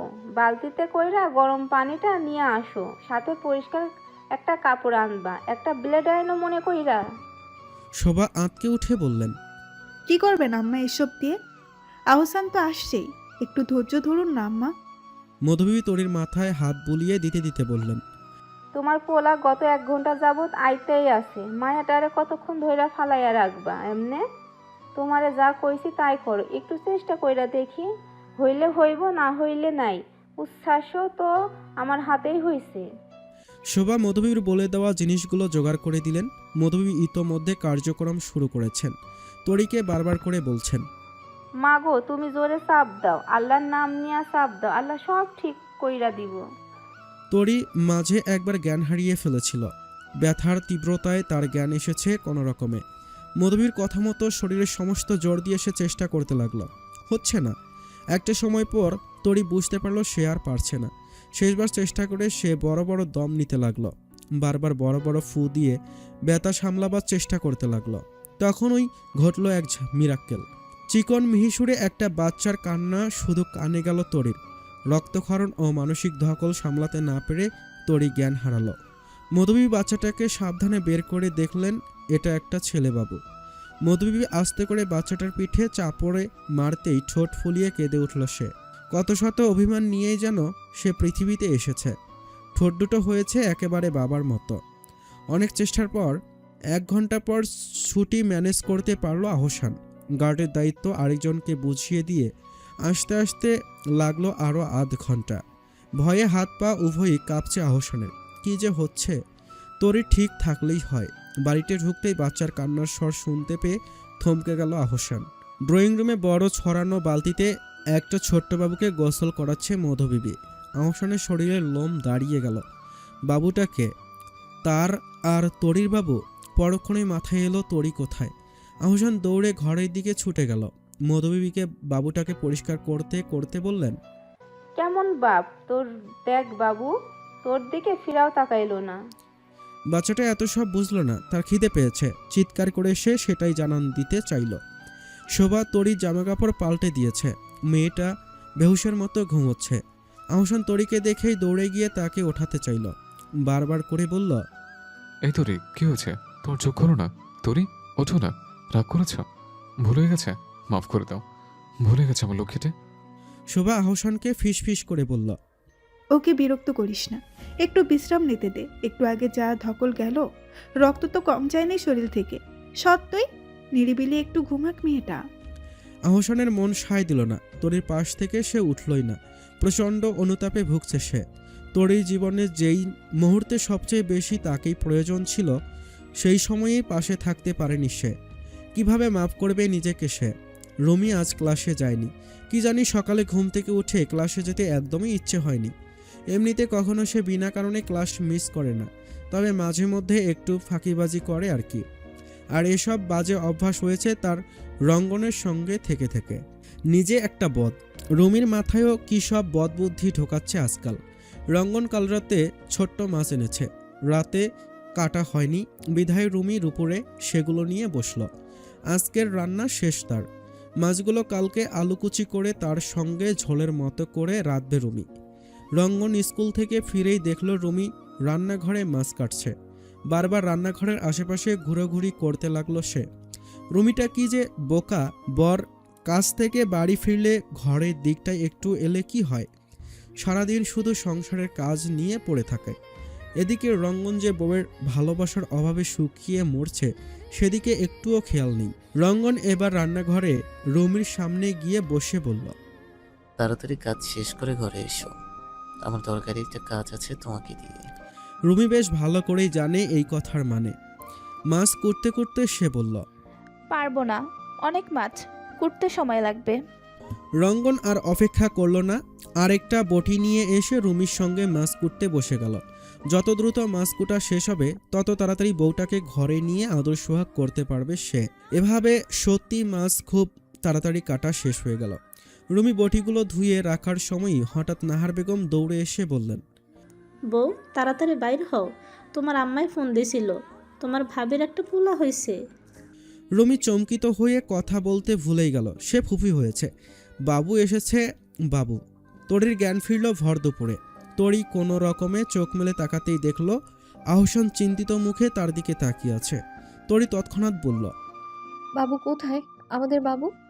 আহসান নিজের কোলে থাকা বাবুটাকে তরির কাছে দিয়ে বলল, এই দেখো আমাদের নতুন তরি। তরি কোনো রকমে বাবুকে কোলে নিয়ে কেঁদে ফেলল। আহসানেরও সন্তানের মুখ দেখে চোখ ভিজে গেল। তাদের তুতুন। তরি আর সে মিলে ঠিক করেছিল, বাবু মেয়ে হলে নাম রাখবে তুবা, আর ছেলে হলে নাম রাখবে তুতুন। তুতুন খিদের তাড়নায় আঙ্গুল মুখে ঢুকিয়ে সমানতালে আঙ্গুল খেয়েই যাচ্ছে। শোভা এসে তরিকে বাবুকে খাওয়াতে সাহায্য করল। প্রথমে খুব কষ্ট হচ্ছিল খাওয়াতে, এরপর ব্যথা আস্তে আস্তে কমে এলো। খাওয়া শেষে তুতুন চোখ বুজে ঘুমিয়ে পড়ল, একেবারে যেন ছোট্ট একটা পুতুল। গালগুলো কি লাল টুকটুকে, নাকটা আবার হয়েছে তরির মতো।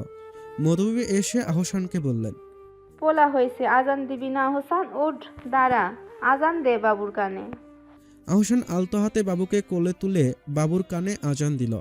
এর মতো সুন্দর অনুভূতি আর নেই। রোজ একবার করে সন্তানের কানে আজান দেওয়ার প্র্যাকটিস করত আহসান। আজ বোধহয় স্বপ্নটা সত্যি হলো। আজান শুনে তুতুন কেমন নড়ে চড়ে উঠল। সে শুনছে বাবার দেওয়া আজান। রঙ্গন রুমিকে সঙ্গে করে তাড়াহুড়ো করে এই বাড়িতে এলো। খুশিতে যেন কেমন পাগল পাগল লাগছে। বাড়িতে ঢুকে হাতটা ধুয়েই বাবুকে কোলে তুলে নিল সে। বাবুর টুকটুকে লাল গালে অসংখ্য চুমু খেয়ে লাল করে দিল। রঙ্গন পাশ থেকে বাবুর আঙ্গুলগুলো নিয়ে খেলা করতে করতে বলল, নাম কি বাবুর? রুমিকে বাবুর চুলে বিলি কেটে দিতে দিতে বলল, ডাক নাম তুতুন। ভালো নাম এখনো ভাইয়া ভাবি ঠিক করেনি। রঙ্গন বাবুটার দিকে হা করে তাকিয়ে রইল। কি সুন্দর, কবে সে বাবা হবে? এরকম একটা পুতুলের মতো বাবু রুমির কোলেও আসবে। রঙ্গন আদুরে গলায় রুমিকে বলল, চলো না রমি, আমরা একটু বাবু নিয়ে এসি। এরকম ছোট্ট একটা বাবু, তোমার কিছু করতে হবে না, আমি সব করে দেব। তুমি এনে দাও না বাবু রমি। রুমি মস্করা করে বলল, আছে তো আমাদের বাবু, আপনি না আমার টুকটুকির বাবা? রঙ্গন মেয়ের কথা শুনেই রুমিকে ভেংসি কাটল। ঘটনাটার সূত্রপাত হয়েছে 1.5 মাস আগে।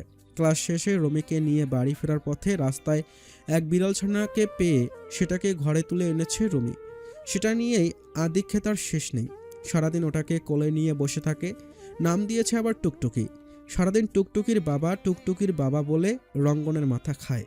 রঙ্গনের ইচ্ছে হয় টুকটুকিকে বাইরে ফেলে দিয়ে আসতে। নেহাতই রুমির এত মায়া দেখে সে আর তা পারে না। বজাত মায়ের বজাত মেয়ে। সুযোগ পেলেই রঙ্গনকে টার্গেট করে রাখে টুকটুকি। ধুমধাম কামড় দিয়ে দৌড়ে পালায়। রুমির মতো সেও রঙ্গনকে 2 পয়সার দাম অবধি দেয় না। রঙ্গন মুখ ভোতা করে বলল, আমার নিজের একটা বাবু লাগবে। তোমার বিড়ালের বাচ্চা নিয়ে তুমি বসে থাকো, যাও। আমার বাবুর সবকিছু আমি দেখাশোনা করব। রুমি তুতুনের হাতে চুমু খেতে খেতে বলল, আচ্ছা, তাহলে আমাদের বাবু হলে আমরা তুতুনের সঙ্গে নাম মিলিয়ে রাখবো, হ্যাঁ?